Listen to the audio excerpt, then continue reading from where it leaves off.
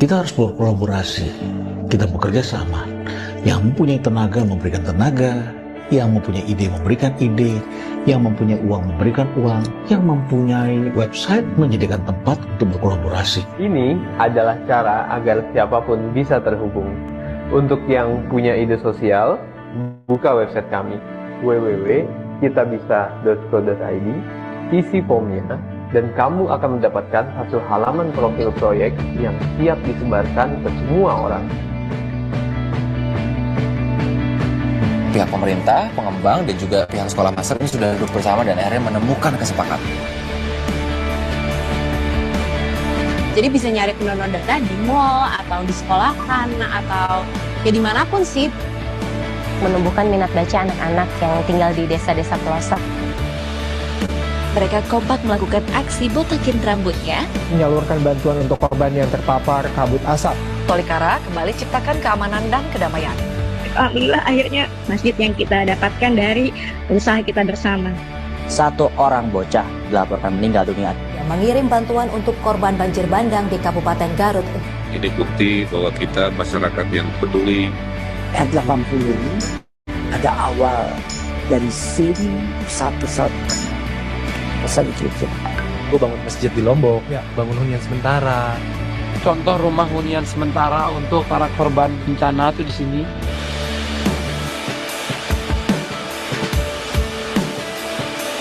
Kalau dempetnya sekarang ini sebetulnya di bagian perut.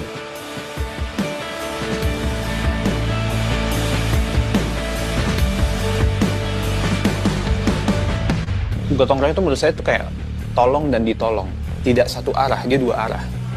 Disitulah saya bilang, oh ini DNA-nya orang Indonesia ini memang.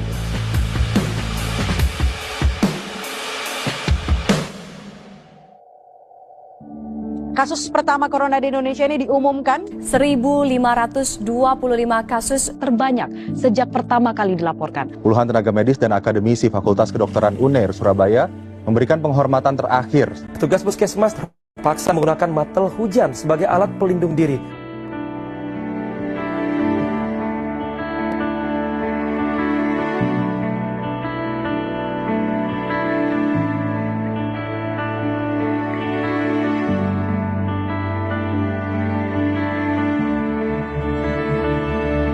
Alat pelindung diri atau APD disumbangkan untuk tenaga medis. Berbagi makanan gratis kepada teman-teman yang terdampak COVID-19.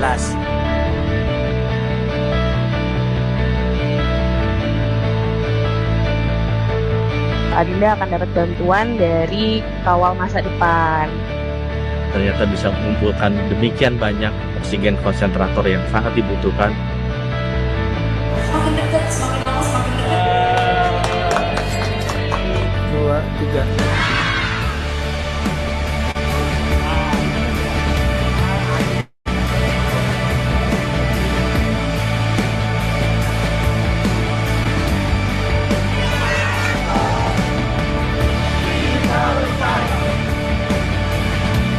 Bantuan ini dari Kita Bisa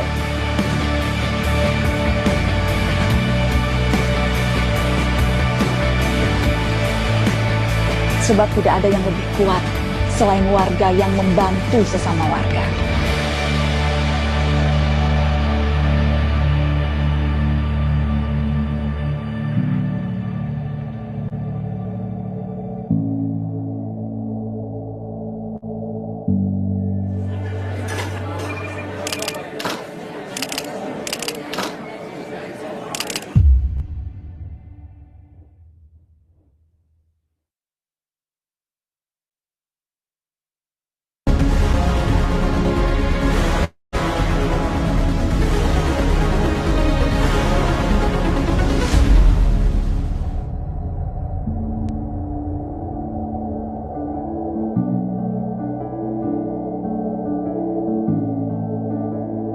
Kita harus berkolaborasi, kita bekerja sama. Yang mempunyai tenaga memberikan tenaga, yang mempunyai ide memberikan ide, yang mempunyai uang memberikan uang, yang mempunyai website menjadikan tempat untuk berkolaborasi. Ini adalah cara agar siapapun bisa terhubung. Untuk yang punya ide sosial, buka website kami www.kitabisa.co.id, isi formnya, dan kamu akan mendapatkan satu halaman profil proyek yang siap disebarkan ke semua orang. Pihak pemerintah, pengembang, dan juga pihak sekolah master ini sudah duduk bersama dan akhirnya menemukan kesepakatan. Jadi bisa nyari pendonor darah di mall atau di sekolahan atau ya dimanapun sih. Menumbuhkan minat baca anak-anak yang tinggal di desa-desa pelosok. Mereka kompak melakukan aksi botakin rambutnya, menyalurkan bantuan untuk korban yang terpapar kabut asap. Tolikara kembali ciptakan keamanan dan kedamaian. Alhamdulillah akhirnya masjid yang kita dapatkan dari usaha kita bersama. 1 orang bocah dilaporkan meninggal dunia. yang mengirim bantuan untuk korban banjir bandang di Kabupaten Garut. Ini bukti bahwa kita masyarakat yang peduli. R80 ini ada awal dari sini pesawat kecil. Gue bangun masjid di Lombok, bangun hunian sementara. Contoh rumah hunian sementara untuk para korban bencana tuh di sini.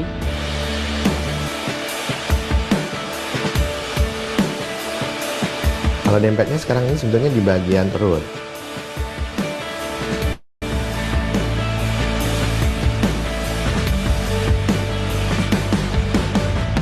Gotong royong itu menurut saya itu kayak tolong dan ditolong. Tidak satu arah, dia 2 arah. Disitulah saya bilang, oh ini DNA-nya orang Indonesia ini memang.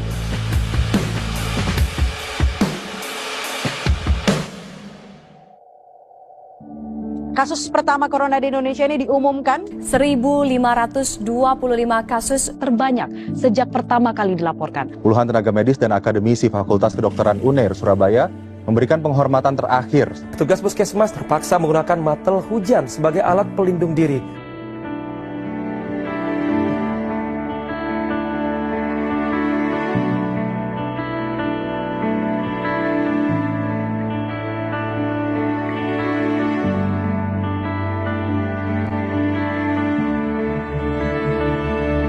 Alat pelindung diri atau APD disumbangkan untuk tenaga medis. Berbagi makanan gratis kepada teman-teman yang terdampak COVID-19.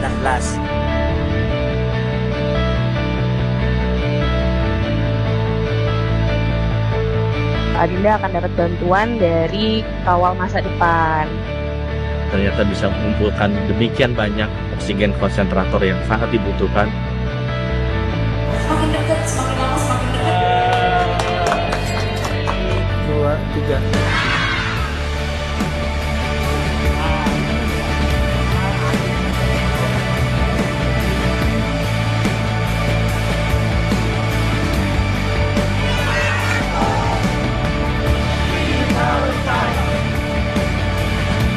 Bantuan ini dari kita bisa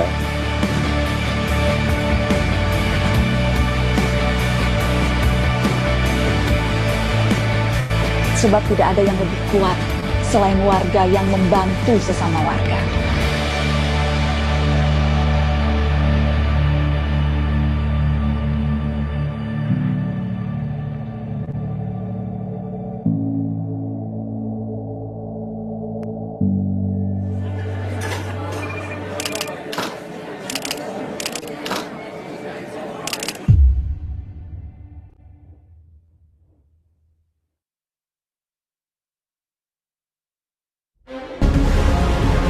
Membangun karir yang bermakna butuh lebih dari sekedar motivasi.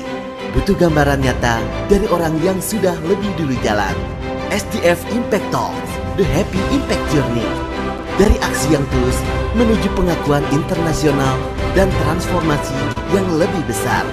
Skala kecil bukan hambatan, bisa jadi kekuatan. Membangun dari titik nol dengan tujuan yang jelas. Mengapa memberi justru memperkaya? Modal dan misi sosial dalam satu arah. Bisnis yang dipandu nilai bukan sekedar keuntungan. Ekosistem impact dan di mana kamu bisa terlibat. Kepemimpinan dari kejelasan tujuan. 8 obrolan, 8 sudut pandang, 1 perjalanan. SDF Impact Talks, The Happy Impact Journey.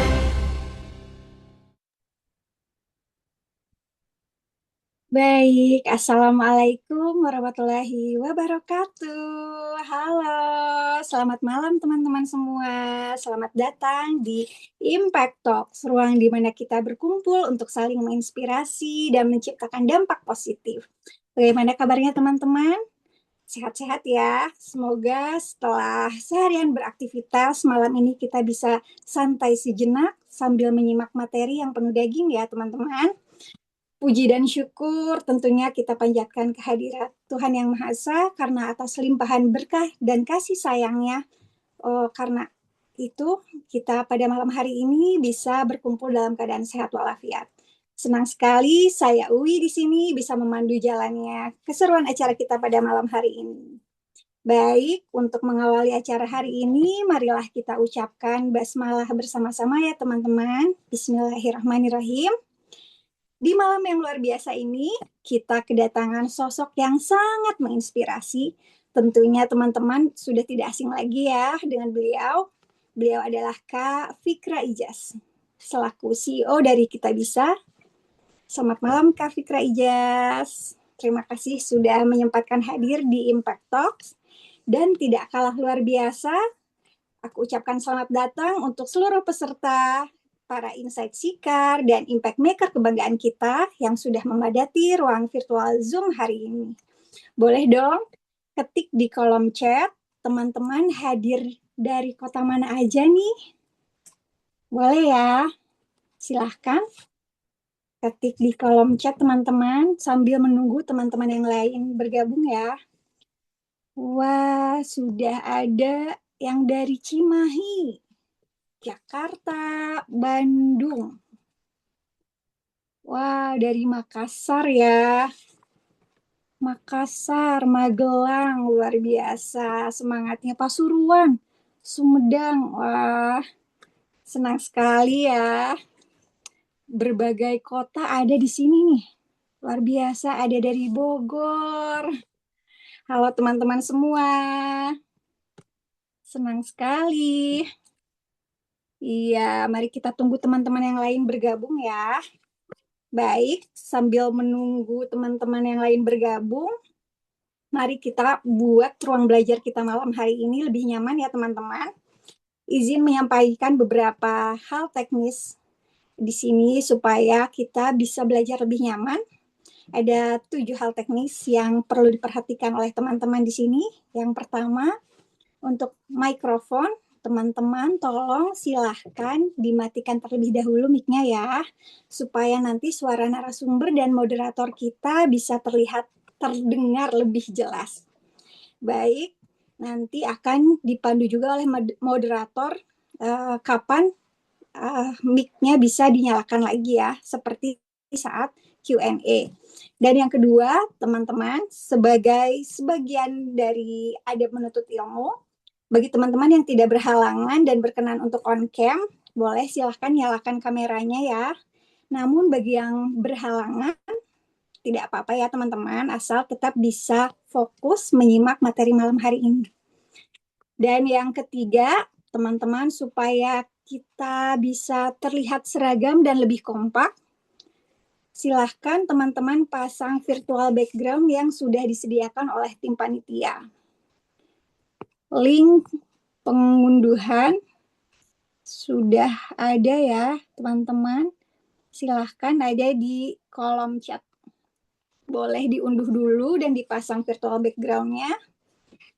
Setelah itu yang keempat, teman-teman diharapkan merename Zoom-nya, nama Zoom-nya dengan format nama, strip, asal domisilia. Boleh teman-teman? Silahkan di-rename dulu dan pasang virtual background-nya terlebih dahulu. Iya.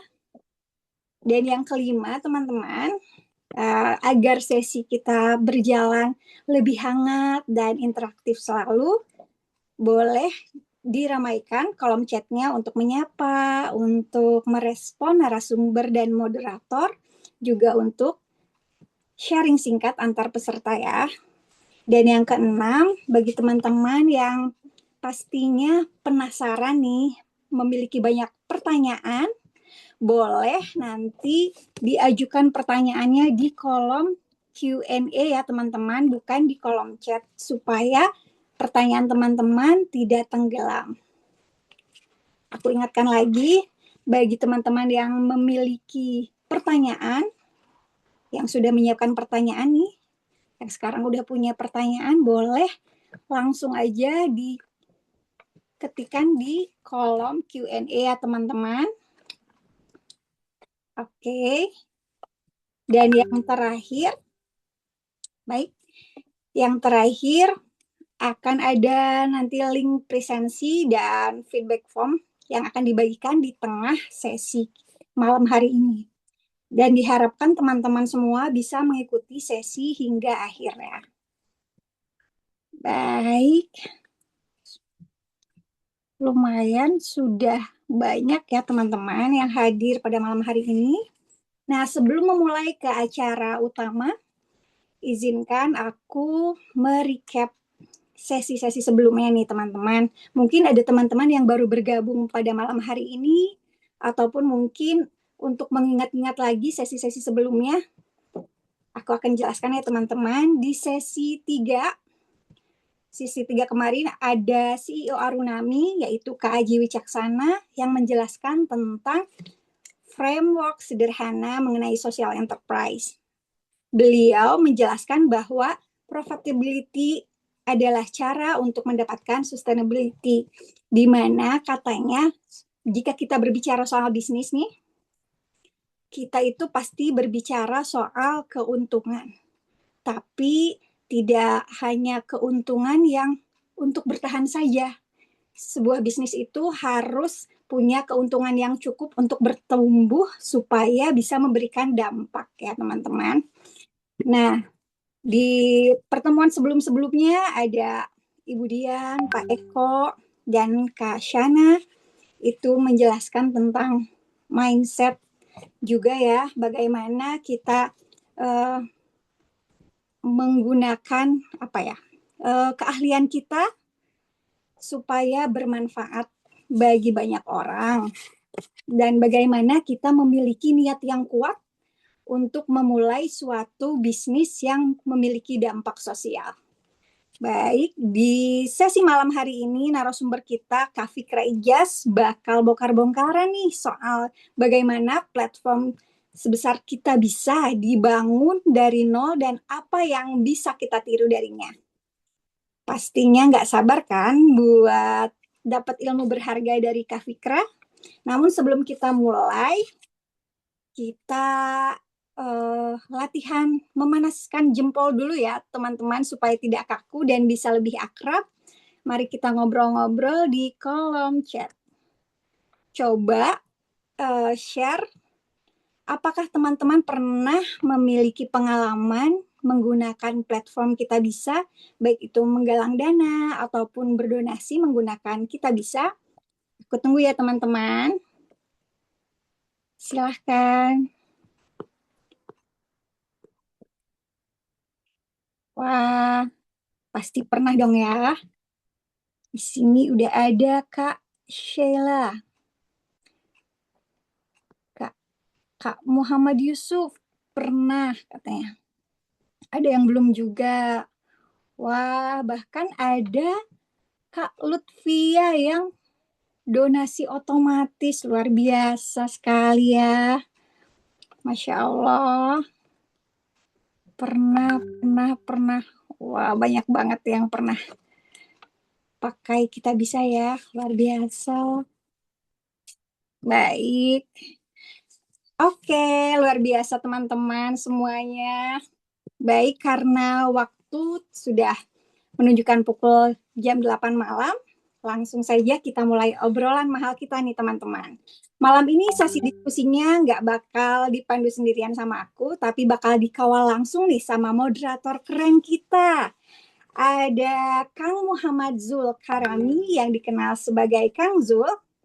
Kang Zul adalah seorang product manager di The Local Enablers yang banyak bergerak di bidang pengembangan komunitas, produk dan jasa, serta fasilitasi workshop dengan pendekatan design thinking. Kang Zul juga punya pengalaman sebagai profesional MC dan moderator, termasuk pernah menjadi host untuk event bisnis berskala ASEAN dan G20. Luar biasa ya, Kang Zul. Bagi teman-teman di sini yang ingin connect dengan Kang Zul, boleh banget nih. Ada IG Kang Zul ya, boleh di-share teman-teman panitia. Iya, sudah ada di kolom chat. Silahkan follow ya teman-teman. Nah, dengan pengalaman Kang Zul tadi yang luar biasa di bidang public speaking, community development, design thinking, dan pengembangan solusi berbasis kebutuhan manusia, Kang Zul pasti cocok sekali dong sebagai moderator untuk memandu sesi utama malam hari ini agar tetap dekat dan relevan serta bermakna untuk teman-teman semua. Kang Zul akan membantu menggali cerita, pengalaman, serta insight dari para pembicara, sehingga kita semua bisa belajar langsung dari pengalaman mereka. Tanpa berlama-lama lagi, mari kita sambut Kang Zul. Halo Kang Zul. Halo Wik. Selamat malam Kang Zul. Selamat malam juga, terima kasih untuk waktu dan kesempatannya. Oke, gimana nih, udah siap ngulik rahasia dapurnya Kita Bisa bareng Kak Fitra? Pastinya udah siap banget dan semangat nih karena kita ketemu dengan seorang CEO yang sangat berperan penting di dunia social enterprise Indonesia. Jadi ini ekosistem social enterprise itu Kita Bisa itu termasuk bagian yang cukup penting ketika kita ngobrolin social enterprise. Jadi nggak sabar banget untuk kita ngulik, ngobrol-ngobrol, bincang santai sebetulnya ya langsung sama CEO Kita Bisa.com. Oke, baik, langsung aja waktu dan layar aku serahin ke Kang Zul ya. Silahkan Kang Zul. Oke, terima kasih untuk waktu dan kesempatannya. Bismillahirrahmanirrahim. Assalamualaikum warahmatullahi wabarakatuh. Om Swastiastu, Namo Buddhaya, salam kebajikan untuk kita semua. Apa kabar teman-teman semua, Insight Seeker di sini, yang selalu setia untuk bisa hadir terus di Impact Talks by Syamsi Duha Foundation. Tentu perjalanannya sudah panjang. Di ketiga sesi ke belakang kita sudah banyak brainstorming, bertemu dengan banyak insight, yang tentunya ini pasti daging semua dan membuat kita menambah insight dan semakin yakin ketika mau memilih dunia karir yang lebih bermakna. Jadi teman-teman semua pastikan sedang berada di dalam kondisi terbaik, yang lagi lapar mungkin boleh sambil makan, dan yang posisinya lagi kurang enak mungkin dicari posisi yang nyaman, karena insya Allah hari ini kita akan ngobrol dan menggali lebih dalam. Sebetulnya bagaimana sih sebuah platform sebesar Kita Bisa, itu bisa memberikan kita insight dalam membantu kita mencari purpose dalam kehidupan. Jadi ini akan sangat menarik sekali. Karena kami percaya Impact Talks ini hadir karena kami betul-betul yakin semakin banyak anak muda di dunia ini yang semakin ingin hidupnya lebih bermakna, tetapi belum benar-benar mengenal bagaimana dunia dampak atau social enterprise bekerja. Seringkali selama ini yang namanya kontribusi sosial itu hanya dimiliki oleh aktivis, relawan, atau orang-orang yang udah mapan. Orang have katanya. Padahal setiap kita itu punya kesempatan dan memulai langkah dengan langkah-langkah yang kecil. Melalui Impact Talks, kita membuka jendela pengetahuan untuk mengetahui bagaimana yang namanya niat itu ternyata bisa membangun sebuah gerakan. Dan yang namanya kontribusi sosial itu bisa bergerak dari secara berkelanjutan. Dan yang paling penting, nilai-nilai impact itu ternyata bisa selaras dengan karir. Nah, ini merupakan sebuah insight yang mind blown sekali, yang selama ini kalau misalnya kita berbicara tentang karir, itu ngobrolnya ya either itu korporat atau benar-benar ya udah volunteer secara sosial aja. Tapi ternyata kita punya jalan tengahnya yang disebut dengan social enterprise. Jadi selamat datang di Impact Talks by Syamsi Duha Foundation bertajuk Membangun Karir yang Bermakna. Nah, teman-teman semua, kita sudah masuk ke sesi ketiga. Setelah kita melalui sesi ketiga yang ke belakang itu ya, sekarang kita masuk sesi 4 maksud saya, kita udah ketemu dengan banyak impact leaders yang sangat influence sekali. Di sesi pertama, ingat banget bagaimana Aiko dan juga Bunda mengingatkan kita bahwa ikigai dalam kehidupan itu sangat penting untuk membantu kita membangun purpose dalam kehidupan. Kak Shana di sesi kedua, ini ngasih tahu kita konsep blended finance, yang ternyata kalau teman-teman punya ide untuk membangun sebuah gerakan, itu ternyata ada tahapan untuk fundingnya loh, dan bisa dipakai sebagai contoh template untuk kita membangun sebuah gerakan.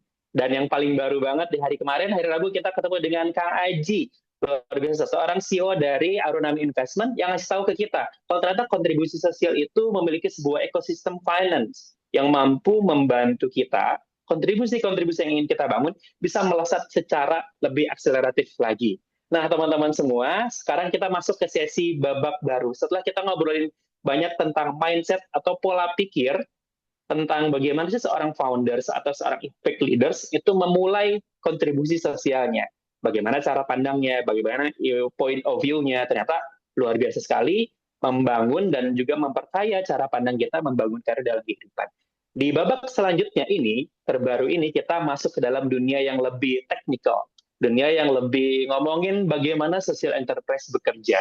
Kita akan bertemu dengan sebuah platform besar di Indonesia yang dekat sekali dengan kehidupan kita, yaitu adalah Kita Bisa. Sebuah platform yang membuktikan kalau yang namanya teknologi itu ternyata tidak hanya mempertemukan orang-orang loh, tapi lebih jauh lagi mempertemukan kepedulian. Di mana aksi-aksi sederhana yang mungkin kayak dulu terlihat sepele, tapi ternyata menggerakkan jutaan orang untuk memberikan dampak bagi mereka-mereka yang membutuhkan. Dan pada sesi malam hari ini kita akan ulik lebih jauh tentang bagaimana sebuah social enterprise sebesar Kita Bisa itu bisa berjalan secara teknikal di dalamnya. Karena kita akan ketemu bersama langsung dengan CEO yang tentunya di malam hari ini kita akan melihat bagaimana kebaikan sebuah platform kebaikan itu ternyata dapat membangun kepercayaan dan sebesar ini memberi dampak bagi jutaan orang di Indonesia. Dan tentunya menjadi bagian penting dari ekosistem social enterprise Indonesia. Sebelum kita masuk ke perbincangannya, karena sebetulnya Kang Fikra ini sudah ada di tengah-tengah kita, tapi izinkan saya membaca profil terlebih dahulu sebelum kita menyambut Kak Fikra ya. Jadi teman-teman, narasumber kita pada sesi kali ini adalah sosok yang telah mendedikasikan karirnya untuk membangun ekosistem kebaikan melalui teknologi. Kak Fikra merupakan CEO kitabisa.com atau Kita Bisa, platform gotong royong dan filantropi digital terbesar di Indonesia yang telah menghubungkan jutaan masyarakat untuk saling membantu melalui donasi, zakat, wakaf, hingga berbagai gerakan sosial. Sebelum menjabat sebagai seorang CEO, beliau memegang berbagai peran strategis Kita Bisa, melalui Chief Marketing Officer hingga Chief Product Officer, sehingga memiliki pengalaman yang kuat dalam membangun produk digital, mengembangkan komunitas, dan menciptakan inovasi yang berorientasi pada dampak sosial. Selain memimpin organisasi, Kak Fikra juga dikenal sebagai pemikir di bidang literasi, di bidang digital fundraising, behavior design, dan social impact, yang aktif membagikan gagasan tentang bagaimana teknologi, kepercayaan, dan kolaborasi itu dapat menjadi motor penggerak utama lahirnya gerakan kebaikan di era digital. Tanpa berlama-lama, without further ado, langsung saja kita sambut Kak Fikra Ijaz dengan tepuk tangan yang meriah. Oke. Halo, Kak. Halo. Sudah bergabung? Assalamualaikum warahmatullahi wabarakatuh. Selamat Waalaikumsalam warahmatullahi wabarakatuh. Kang Zul. Oke, alhamdulillah. Apa kabar Kak Fikra? Baik. Damang, alhamdulillah. Kabar baik. Alhamdulillah. Jadi by the way, FYI buat teman-teman, ternyata Kak Fikra ini orang Sunda, jadi saya izin manggilnya Akang ya, atau Kang Fikra. Terima kasih Kang Fikra sudah menyempatkan waktunya yang berharga untuk kita semua. It's such an honor bisa bertemu secara personal dengan Kang Fikra. Saya tertarik sekali dengan salah satu artikel publikasi yang Kang Fikra sampaikan, yaitu tentang konsep namanya itu DTFS ya, the Joint Triangle Social Fundraising. Berapa tahun yang lalu? Saya sudah 10 tahun kali.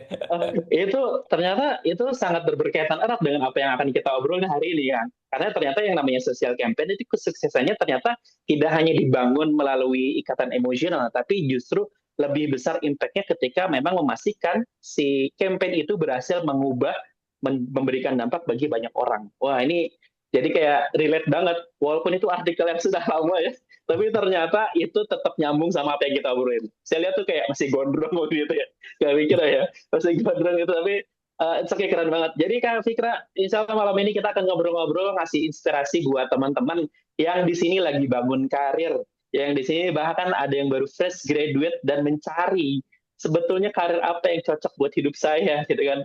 Apa yang cocok? Apakah saya masuk korporat atau social enterprise apa ini, dunia apa ini? Jadi masih banyak kebingungan, jadi mudah-mudahan kita bisa mendapatkan pencerahan langsung dari CEO Kita Bisa.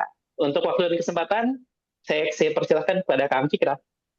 Oke, ya makasih ya Kang Zul ya, introduction yang sangat lengkapnya, jadi bisa di-skip. Salam hormat juga untuk Pak Eko Pratomo, tentu mentor dan kawan baik saya, dan juga tentu teman-teman peserta yang sudah meluangkan waktunya ini di Jumat malam, udah weekend loh, hebat banget Mas semangat belajarnya.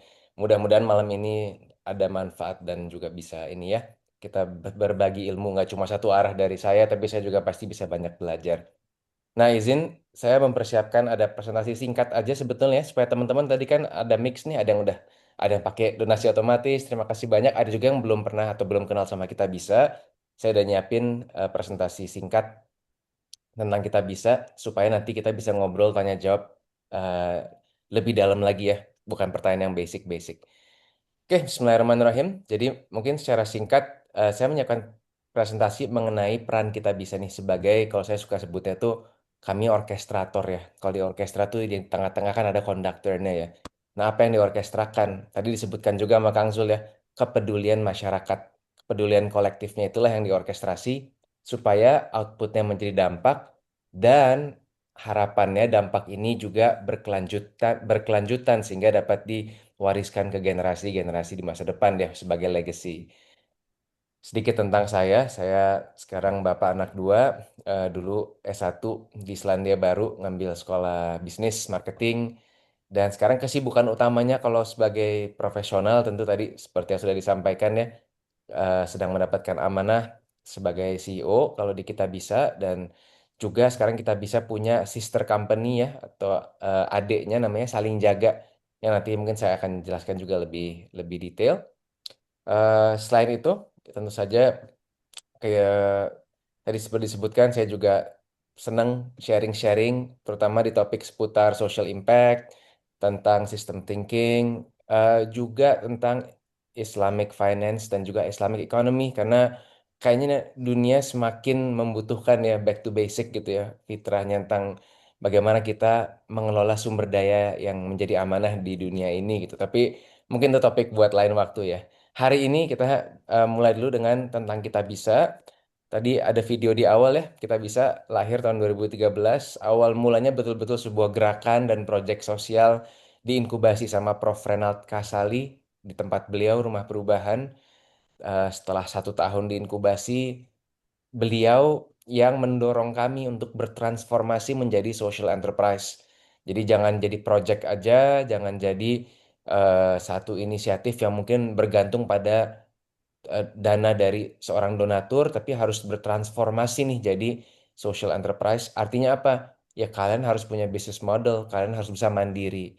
Alhamdulillah nggak lama dari itu kami ketemu mentor berikutnya, Ahmad Zaki, salah satu pendiri, dulu CEO Bukalapak ya, beserta partner-partnernya yang ngebantu kami, adik-adiknya, untuk bisa membangun platform teknologi. Karena pada saat itu saya dan rekan-rekan partner termasuk co-founder Al-Fatih Timur, backgroundnya nggak ada yang computer science ya, dan era itu AI belum belum ada gitu ya, belum ada yang bisa tinggal prompt ya di website. Jadi harus benar-benar waktu itu ada software house, jadi butuh dana, minimal buat setup website aja butuh dana di depan lah gitu ya.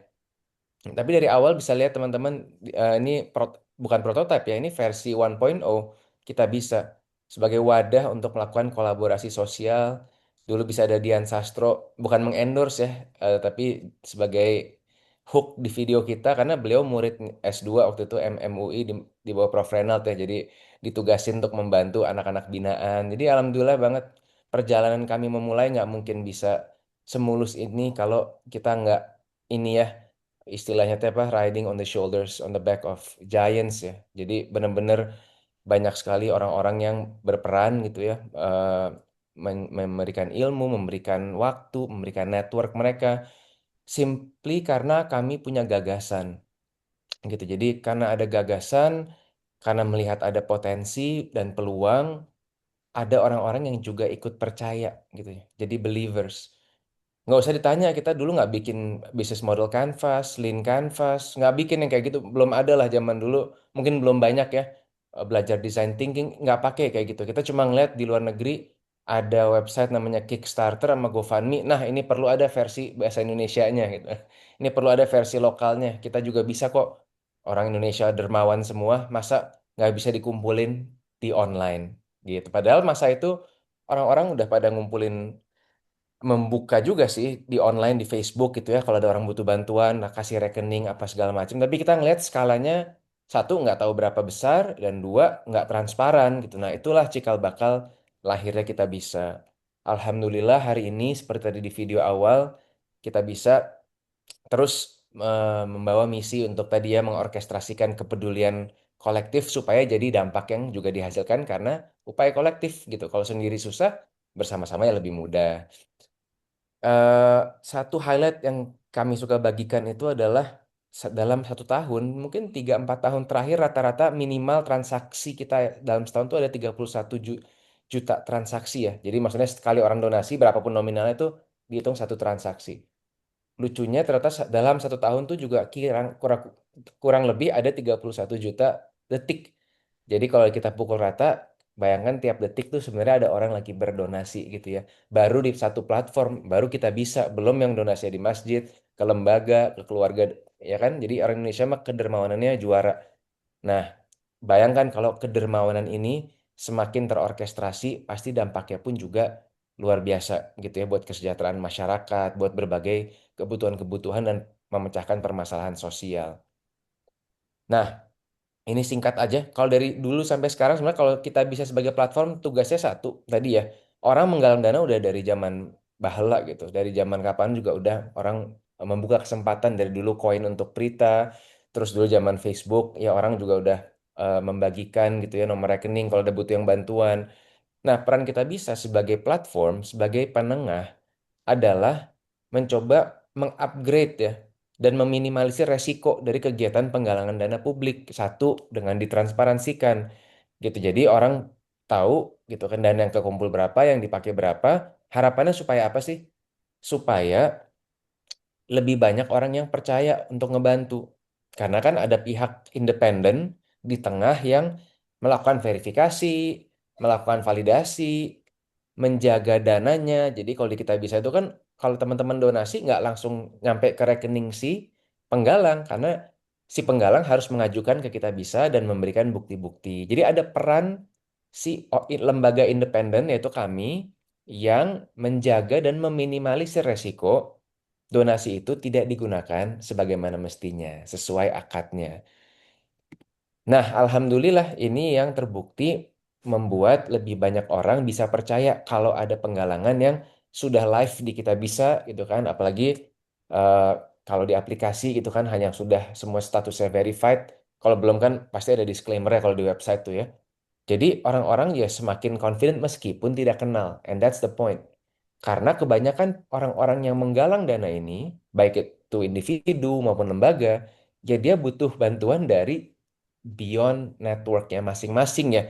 Kalau dia kenal orangnya tinggal di WhatsApp aja di Japri gitu. Tapi kalau dia sampai pakai platform seperti kita bisa, maka harapannya dia bisa mendapatkan dukungan lebih luas. Jadi fungsi tadi untuk kita verifikasi, validasi adalah proksi kepercayaan bagi pihak-pihak yang mungkin belum kenal atau tidak kenal dengan pihak yang menggalang dananya. Nah, feedback loop-nya adalah tadi kan ada kesempatan, ada kebutuhan orang untuk mengumpulkan donasi, baik itu tadi lembaga atau keluarga ya.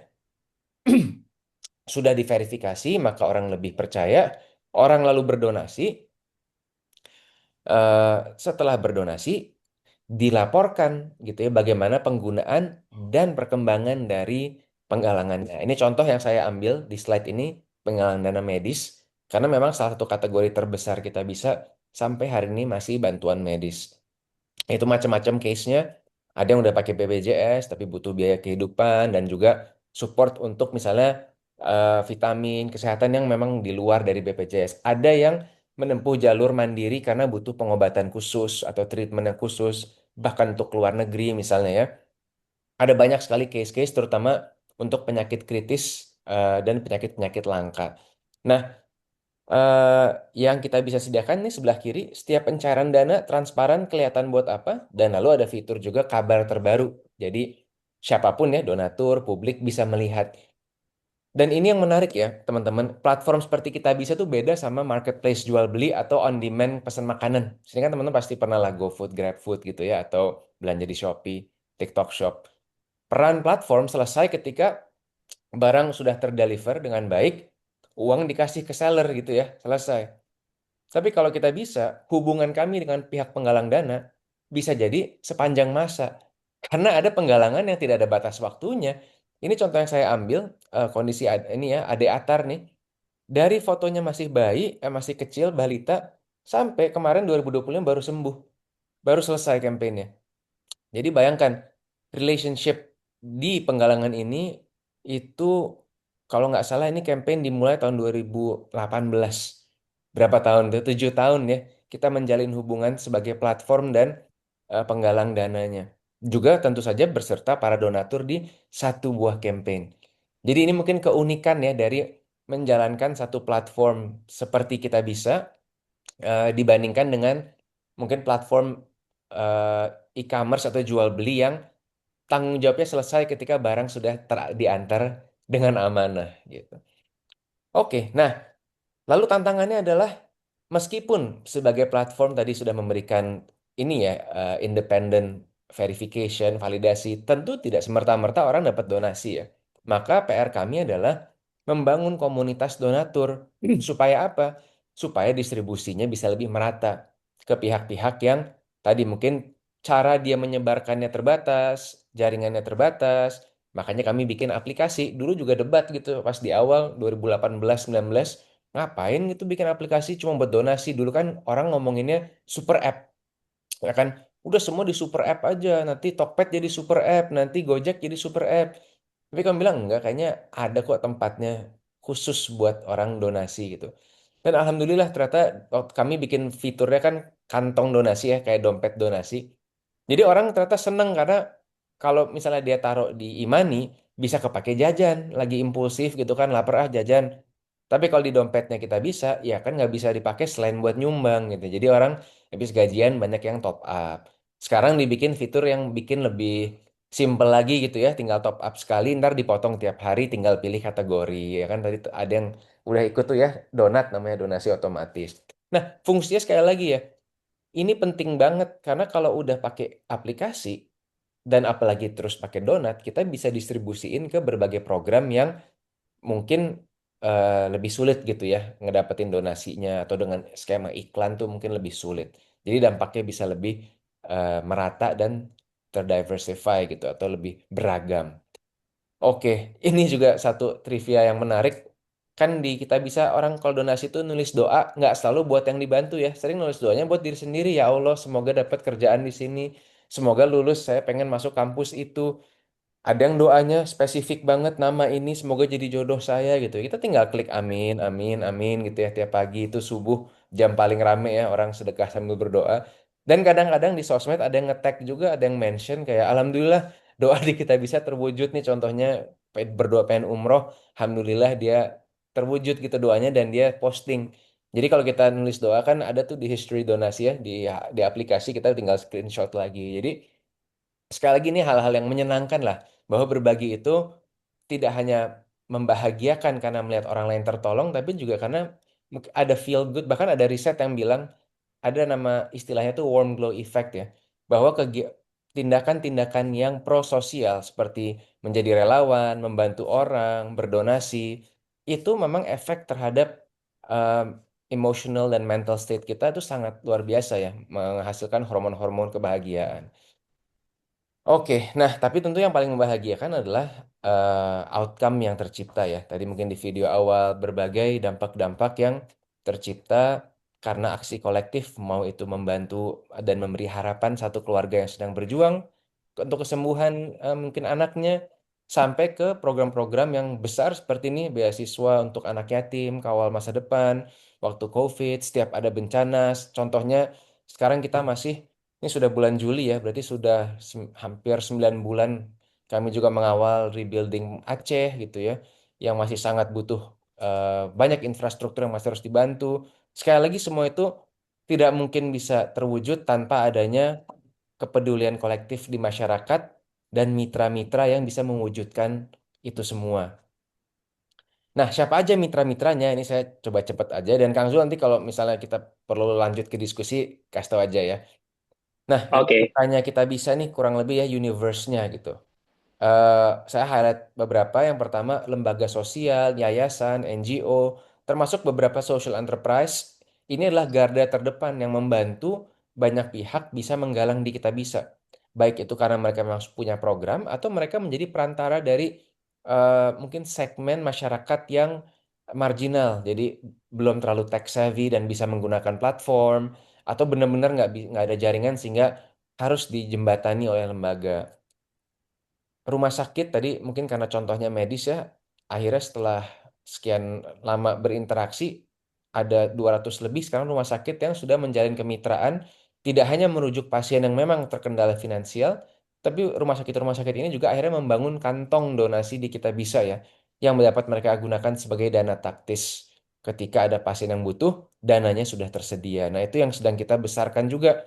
Karena harapannya apa? Kalau ada orang sakit mah nggak perlu galang dana, harusnya udah ada tuh dana-dana sosial yang bisa langsung membantu. Nah, itu harapannya ya dengan eh, kolaborasi bersama mitra rumah sakit ini ya.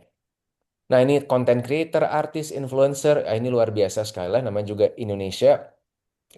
Kita sangat mudah terinfluence, alhamdulillah. Kalau influence baik kan jadi bagus ya. Jadi kita juga bekerja sama dengan banyak content creator, influencer untuk menggaungkan, mengamplifikasi ajakan-ajakan kebaikan yang lagi kita arahkan juga supaya makin jangka panjang dampaknya. Dan tentu saja para perusahaan-perusahaan ini kan yang punya kepentingan juga, terutama mungkin di area tempat mereka beroperasi atau mungkin di bidang khusus yang mereka tekuni untuk berbagi juga ya, melakukan CSR, melakukan give back. Nah, ini menjadi mungkin kemarin udah sempat disampaikan sama materi lain soal blended finance. Kalau blended finance-nya itu istilah biasa soal permodalan ya. Kalau di filantropi, blended finance itu adalah partisipasi antara warga, perusahaan, dan bahkan pemerintah juga ya. Itu bisa jadi blended financing gitu untuk filantropi. Itu yang sedang kami upayakan. Nah, ini mungkin bridging terakhir adalah terus apa nih sekarang upaya-upaya inovasi yang sedang dilakukan oleh Kitabisa gitu ya. Kalau bahasanya Prof. Renald kan di podcast beliau, kalau sekarang nonton di YouTube tuh selalu stay relevant. Jadi itu menjadi tantangan juga buat Kitabisa, how do we stay relevant? Insya Allah sih kebaikan dan kepedulian tuh innate atau apa namanya alamiah, naluriahnya manusia seumur hidup ya sepanjang masa. Tapi kan sebagai ini ya apa namanya jembatan kita mesti relevan, kalau nggak orang pilih jembatan lain yang mungkin lebih efektif, lebih berdampak dan lain-lain ya. Nah, dua pertanyaan yang kami coba jawab hari ini adalah bagaimana collective participation ini dapat lebih luas, lebih masif lagi. Tadi kami mungkin ada 12 juta total donatur yang pernah pakai Kitabisa. Tapi dalam setahun mungkin hanya 2 jutaan yang aktif ya. Jadi belum pernah tuh orkestrasi setengah deh masyarakat Indonesia donasi at the same time. Ya kan 140 juta orang gitu ya. Bisa jadi apa tuh bayangin. Nah, makanya kita terus berinovasi gimana supaya partisipasi kolektif ini skalanya bisa skala yang lebih mind blowing lagi gitu. Kemarin aja di bencana Sumatera Utara dan Aceh, pas misalnya bareng sama ini ya, udah Ferry Irwandi 1 hari dapat 10 miliar, orang udah kayak wow gila, netizen warga Indonesia hebat banget gitu ya. Itu 1 hari dan berapa partisipasi mungkin 100.000 orang gitu. Bayangkan kalau 140 juta orang, itu selalu menjadi challenge internal kami ya. Apa yang faktor yang bisa membuat koleksi ini partisipasi ini semakin masif lagi, yang ultimately tentu dampaknya juga semakin besar. Nah, yang kedua tentu tadi faktor dampak. Kadang-kadang mungkin kami pun internal melihat, wah memang ya, memang fenomena sosial itu sunatullah, kami yakini ya. Tapi di sisi lain juga kita donasi rutin, tapi jadi apa ya? Apa progres yang sifatnya lasting dan merasa terus ada pembangunan dan perbaikan, bukan hanya sifatnya kuratif, karena ada ketidaksempurnaan dari sistem, tidak sempurnaan dari tata kelola negara misalnya gitu ya. Maka ini jadi band-aid-nya aja. Nah, padahal orkestrasi partisipasi warga dan multi pihak, tentu bicara warga bukan hanya kita sebagai individu ya, mewakili organisasi, tentu pemerintah juga bagian dari warga, dan stakeholders lain, itu mestinya bisa menjadi akselerator pembangunan dan kesejahteraan masyarakat. Nah, jadi kadang-kadang donasi itu kan dinilai kayak adalah donasi yang ikhlas aja, sebisanya, semampunya. Justru kami pengen coba bilang, enggak, justru kalau donasi, kasih yang terbaik, tapi juga salurkan dengan cara yang paling baik, supaya dampaknya juga jadi yang paling maksimal gitu. Nah, itu juga jadi tantangan internal yang sedang kami coba jahit-jahit lagi gitu ya. Ini salah beberapa contohnya, salah 3, salah 4 contohnya. Satu, meluaskan partisipasi nggak cuma lewat donasi online, tapi dengan partisipasi offline. Nah, ini mungkin teman-teman ada yang pernah ikut volunteer di sini, atau kegiatan-kegiatan yang ada di bawah platform experience kita bisa. Ini berbagai cara lain untuk berbuat baik yang sesuai dengan, yang tidak terbatas pada ruang maya atau ruang digital, tapi juga di dunia nyata ya. Termasuk kita punya platform baru namanya Beyond the Game. Ini juga riding wave lifestyle sehat ya, yang sekarang makin populer dan itu bagus banget. Tapi alangkah lebih keren lagi, kita nggak cuma sehat badannya, tapi juga memberikan dampak buat orang lain. Nah ini semua ada kegiatan-kegiatan sports, lifestyle, bahkan sekarang ada event-event juga yang di dalamnya udah pasti ada dampak sosialnya gitu ya. Kita bermitra dengan berbagai NGO. Nah, kalau soal dampak jangka panjang, mungkin ada 2 contoh aja sebelum kita masuk ke diskusi ya. Yang pertama itu adalah wakaf produktif. Kita percaya banget ini tradisi yang mungkin hilang karena kita dijajah ya, dikolonize. Jadi tradisi wakaf ini tidak lagi menjadi mainstream dan citranya hanya buat orang-orang yang tuan tanah, punya banyak properti gitu ya. Nah, alhamdulillah hari ini kan dari BWI, Badan Wakaf Indonesia, juga sudah menulis fatwa dan peraturan tentang wakaf uang ya, bahwa sekarang partisipasi wakaf itu bisa dalam bentuk uang yang dikumpulkan lalu diproduktifkan. Artinya apa? Siapapun bisa ikut. Mau punya 1.000 rupiah bisa wakaf. Nggak mesti udah jadi tadi ya, mapan, tuan tanah, dan banyak propertinya gitu. Jadi orang-orang, kita memberikan opsi, kalau tadi di Kita Bisa mungkin donasi langsung kelihatan buat siapa atau buat apa. Kalau di wakaf, dananya ini kita kelola. Kita kelola, nah ini tiap tahun jadi profit. Tapi profitnya bukan buat kami. Profitnya nggak diambil sama pengelola. Profitnya dialirkan ke program-program sesuai akad yang dipilih oleh donatur atau wakifnya. Simple ya. Jadi ini cara lain berdonasi yang insya Allah itu sedekah jariah mengalir terus dan dampaknya pun nggak putus gitu. Kita selalu berandai-andai, bayangkan ya kalau selama ini Kita Bisa dananya yang terkumpul wakaf semua. Itu udah menggulung pasti produktivitasnya ya. Jadi harusnya wakaf ini kalau semakin mainstream, semakin diadopsi, semakin banyak banget manfaatnya. Bayangkan misalnya rumah ibadah gitu ya, pada satu hari nggak perlu lagi minta donasi untuk biaya operasionalnya. Jadi kalau donasi masuk pasti buat membantu lingkungan sekitar. Dengan wakaf sangat mungkin. Nah ini yang kita lagi coba gaungkan ya, bahwa model wakaf ini perlu diadopsi kembali. Bukan hanya buat oleh umat muslim ya, tapi oleh kita semua di Indonesia gitu. Yang terakhir, nah ini saling jaga. Saling jaga itu takaful atau kalau di Indonesia bahasa asuransi syariah ya. Kenapa kita bisa ekspansi ke sini? Jadi Kita Bisa sekarang juga punya izin dari OJK sebagai asuransi jiwa syariah. Sesimpel karena konsep takaful atau asuransi jiwa syariah itu basisnya orang donasi. Jadi kita kumpulin dana donasi yang disistemkan untuk, nih bahasa kerennya, collective resilience, ketahanan kolektif. Kenapa? Karena alih-alih ada musibah baru kita donasiin, dana ini sudah disediakan sejauh hari, rainy day fund gitu ya. Udah dikumpulin dulu, ada ketika musibah atau resiko terjadi, misalnya kalau keluarga ada yang meninggal, dananya udah siap buat menyantuni gitu, menyantuni keluarga yang ditinggal. Kalau sakit yang menyantuni biaya pengobatan, sama halnya buat kecelakaan menyantuni biaya operasi. Jadi simple banget, ini crowdfunding tapi dari jauh-jauh hari dan dikelola secara sistematis dengan ilmu aktuari, dananya diproduktifkan seperti wakaf, tapi akadnya udah kekunci untuk resiko tertentu. That's takaful. Simple ya. Mungkin di sini teman-teman ada yang belum familiar tentang takaful atau asuransi syariah, bedanya apa sama asuransi biasa? Jelas beda banget cara kerjanya. Kalau mau ngobrol nanti boleh-boleh aja. Jadi ini di saling jaga ya, salah satunya sama, kita bawa values transparansinya, bahwa kita verifikasi setiap pengajuan atau klaim yang masuk dan kita transparansikan siapa aja yang kebantu. Jadi emang dananya ini dikumpul bener-bener dikelola buat disalurkan sebagai santunan ketika ada resiko yang terjadi. Terus Kita Bisa hidupnya dari mana di model ini? Sama kayak yang di crowdfunding donasi, ada biaya pengelolaannya aja. Gitu. Jadi clear banget dan transparan.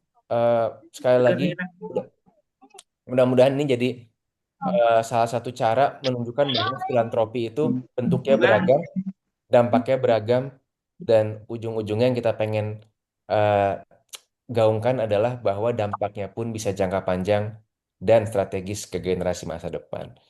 Oke, itu aja mungkin buat intro ya. Mangga gitu kalau ada pertanyaan, kita mau diskusi lebih lanjut, saya kembalikan ke Kang Moderator. Oke, Kak Fikra luar biasa banget. Jadi teman-teman semua, kita melihat bagaimana dunia social enterprise itu. Halo, Ya, suaranya terdengar? Aman ya? aman. Oke, di saya soalnya agak freeze. Cuman oke, siap kita kembali lagi. Oke teman-teman semua, kita melihat bagaimana ternyata sebuah platform kita bisa ini sudah begitu matang untuk bisa memberikan dampak bagi banyak orang. Sekali lagi, kita dapat benang merah dari pertemuan-pertemuan sebelumnya. Bagaimana akses ini bisa menjadi jawaban untuk bagi orang-orang yang sedang butuh dan orang-orang yang bisa menyalurkan. Terlebih orang Indonesia yang dermawan, kata Kak Fikra, itu bisa menjadi salah satu amplifikasi untuk bisa menghadirkan akses-akses yang lebih berdampak lagi. Terima kasih untuk sharingnya. Sebetulnya singkat sekali untuk introduction, tapi tumpah-tumpah semua di insight-nya, Bang Fikra. Thank you. Terima kasih untuk waktu dan kesempatannya. Sedikit untuk memulai perbincangan kali ini, kita agak sedikit back to fundamentals, Kang Fikra. Jadi kalau misalnya tadi kita lihat bagaimana kita bisa hidup dan juga berkembang sampai hari ini karena memberi, karena bisa giving, gitu. Karena saya percaya kalau yang namanya setiap orang yang berkecimpung di dunia social enterprise pasti punya satu pengalaman yang mengubah cara pandangnya tentang makna memberi. Ya. Kalau buat Kang Fikra, kira-kira sebelum ikut kita bisa, apa makna memberi bagi Kang Fikra? Dan apakah ketika Kang Fikra masuk ke dalam ekosistem kita bisa, kan udah almost 12 tahun 2 bulan nih, saya hitung-hitung ya, kurang lebih sampai hari ini. Itu apakah ada perubahan tentang makna itu sebelum dan sesudah? Gitu.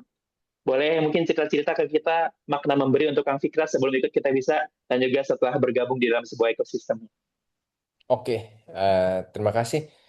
Ya mungkin yang pertama ini salah satu bahwa namanya warisan kan kita nggak cuma ngomongin warisan harta uang gitu ya. Apa yang diwarisi oleh sama kedua orang tua, salah satu values-nya adalah jadi orang yang bermanfaat gitu ya. Jadi makanya terlepas mereka berdua mungkin ini ya karirnya sebagai profesional, tapi sering ajak saya mengekspos saya bagaimana juga ikut membantu di banyak kegiatan sosial. Nah, itu jadi mungkin sesuatu hal yang udah ditanam dari kecil dan dibiasakan, eh, bukan hanya menyumbang ya, tapi terlibat langsung membantu organisasi-organisasi sosial yang berdampak. Jadi buat saya udah terekspos dan mungkin tertanam secara bawah sadar ya, secara subconscious, meskipun studinya dulu international business marketing, tapi selalu ada subconscious thought pengennya mengaplikasikan ilmu-ilmu yang saya pelajari ini untuk tadi misalnya marketing, tapi memarketingkan kebaikan gitu ya. International business, tapi gimana bikin sesuatu go international yang karena dampaknya bukan karena keren-kerenannya atau apanya gitu ya. Jadi itu satu. Nah, tapi 12 tahun ada di sini. Kalau awalnya ngelihat ini ya, ciri atau POV, point of view memberi filantropi yang kita mungkin sering terekspos di barat. Filantropi itu tentang misalnya apa legacy yang ingin kita berikan untuk dunia atau bagaimana kamu ingin dikenang dan lain-lain ya. Saya malah banyak sekarang belajar dari mungkin balik ke basic kayak kalau saya sebagai muslim gitu ya.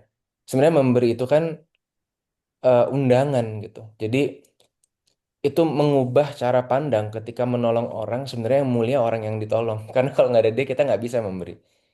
Kalau kita misalnya jadi sebisa mungkin meniadakan rasa bahwa kita yang superior karena kita yang menolong gitu. Padahal justru dengan adanya kesempatan menolong itulah kita jadi bisa berbuat baik gitu, beramal baik. Nah, jadi mungkin itu perubahan pandangan karena ada di dalam sektor ini ya, dan terus berefleksi, berkontemplasi. eh, Satu itu mungkin secara internal ya. Tapi kalau yang secara tadi sistem, saya juga tadi kan mungkin sedikit mengulang, merasa bahwa kita kalau memberi dan mungkin spesifiknya aksi berdonasi seringkali kita anggap aksi kecil yang lebih baik dilakukan secara sembunyi atau private, nggak perlu orang tahu, dan itu mungkin masalah preferensi. Tapi eh, dengan adanya sebenarnya kalau kita lihat tadi ya kayak tradisi wakaf, banyak peradaban yang menjadi sangat maju karena filantropi dan kepedulian yang tersistem dengan baik, gitu. Ujung-ujungnya negara ini dengan sistem pajak kan, ya kalau kita ikhlas bisa dibilang filantropi ya. Tapi maksudnya kalau dulu misalnya di Islam Baitul Mal gitu kan, orang dengan sukarela memberikan infak, gitu kan, memberikan wakaf, berlomba-lomba untuk kebaikan, bukan biar namanya ditulis di nama gedung, enggak gitu kan. Berlomba-lombanya untuk something yang lebih long term, tapi yang manfaat di dunianya sampai hari ini kerasa gitu.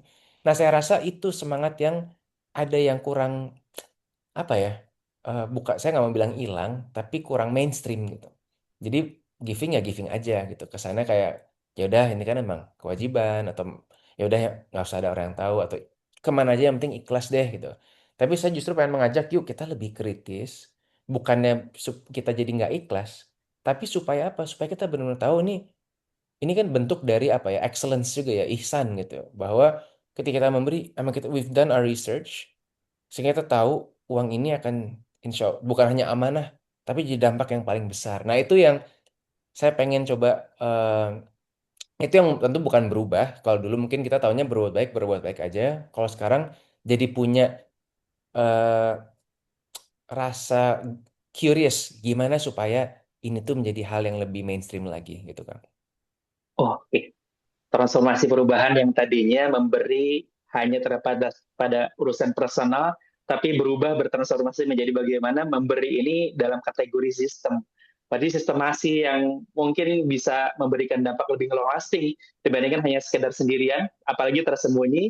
Ini merupakan satu transformasi cara berpikir yang luar biasa dan pasti harus banget buat teman-teman para insight seeker di sini catat bagaimana kalau memang masuk ke dalam dunia social enterprise itu kita akan masuk ke dalam kategori memberi dengan konteksnya masing-masing, dengan konteks perjalanan masing-masing, tapi tadi dengan cara berpikir, gimana caranya kepedulian teman-teman semua dengan memberi itu bisa disistemasi, sehingga bisa long lasting dan akseleratif dampak-dampak yang diberikan. Makasih banget Kang Fikra untuk jawabannya. Tadi Kang Fikra tadi ngobrol kan, bagaimana sih ketika kita memberi kepada orang yang berubah tuh tidak hanya orang yang mendapatkan manfaat, justru orang yang memberi itu bisa bertransformasi tentang cara pandang dirinya sendiri, bisa lebih merasa bermanfaat atau lebih peduli dan bersyukur. Nah, kira-kira ada nggak sih kan cerita-cerita tentang justru yang berubah itu bukan orang yang mendapatkan manfaat, tapi justru orang yang memberinya, yang mengalami transformasi, perubahan tentang cara pandang kehidupan ini. Boleh nggak Kang kira-kira cerita ke kita?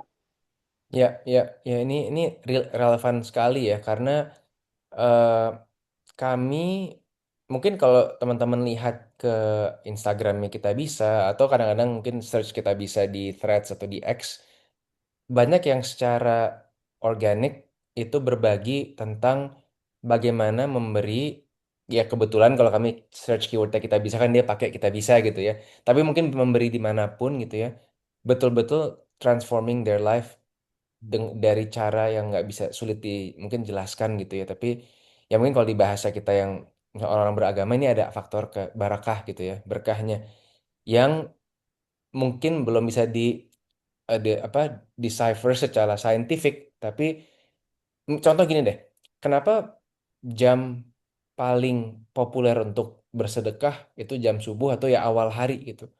Mungkin karena ada efek psychological ketika kita memulai hari udah berbuat baik gitu ya. Ya buat yang beribadah ritual kita misalnya sholat atau berdoa gitu ya. Tapi lalu langsung berbuat baik untuk sesama. Nah mungkin itu memberikan efek yang bikin orang merasa ya harinya dimudahkan gitu ya. Eh, atau dilancarkan. Itu banyak yang nulis kayak gitu. Jadi eh, kami tentu nggak make itu sebagai angle ya. Karena buat kami itu konsekuensi yang kami tidak bisa pertanggungjawabkan. Itu kan bukan kita bisa yang bikin kehidupan jadi mudah ya. Tapi ketika itu dirasakan oleh banyak sekali orang yang lalu bercerita, ya artinya memang pasti ada pola gitu yang terjadi.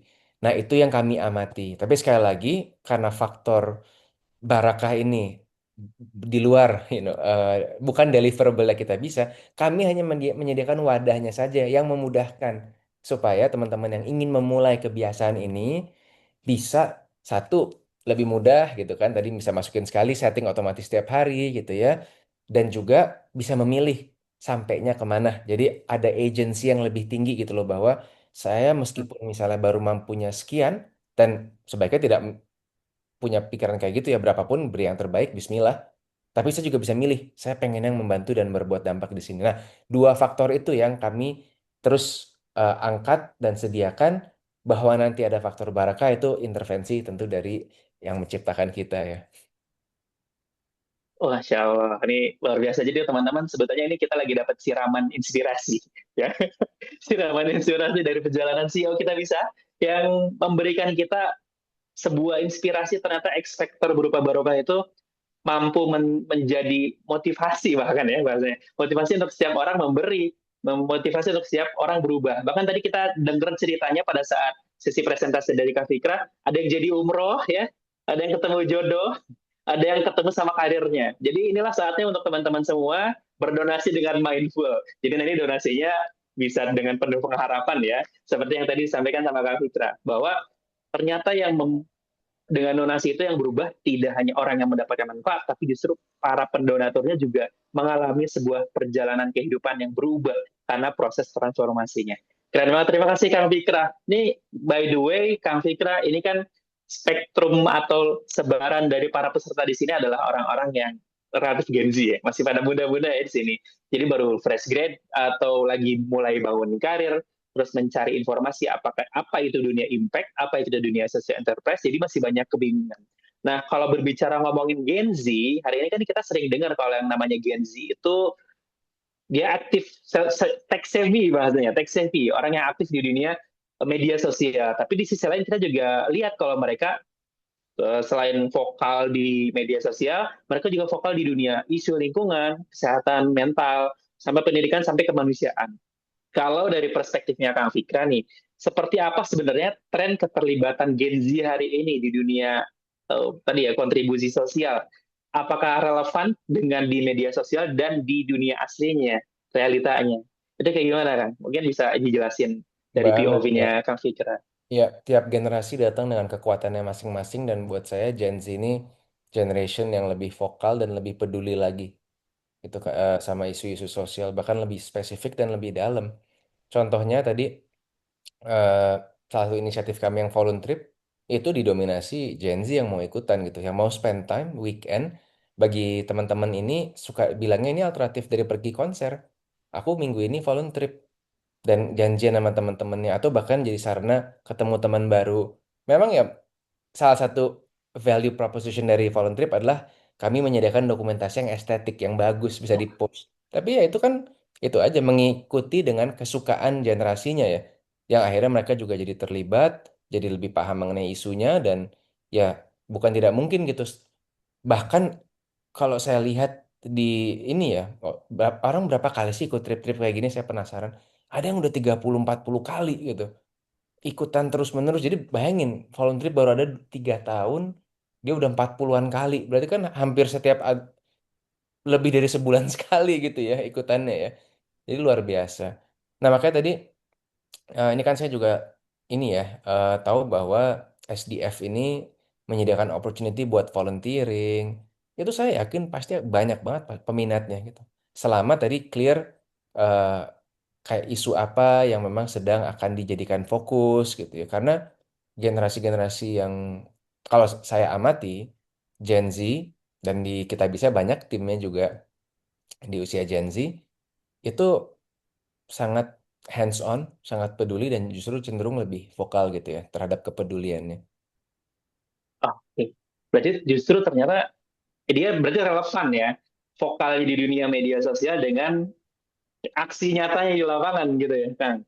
Ini contoh aja ya, contoh ya. Teman-teman bisa lihat di akun kami yang baru nih, inisiatif baru namanya ekspedisi.kitabisa.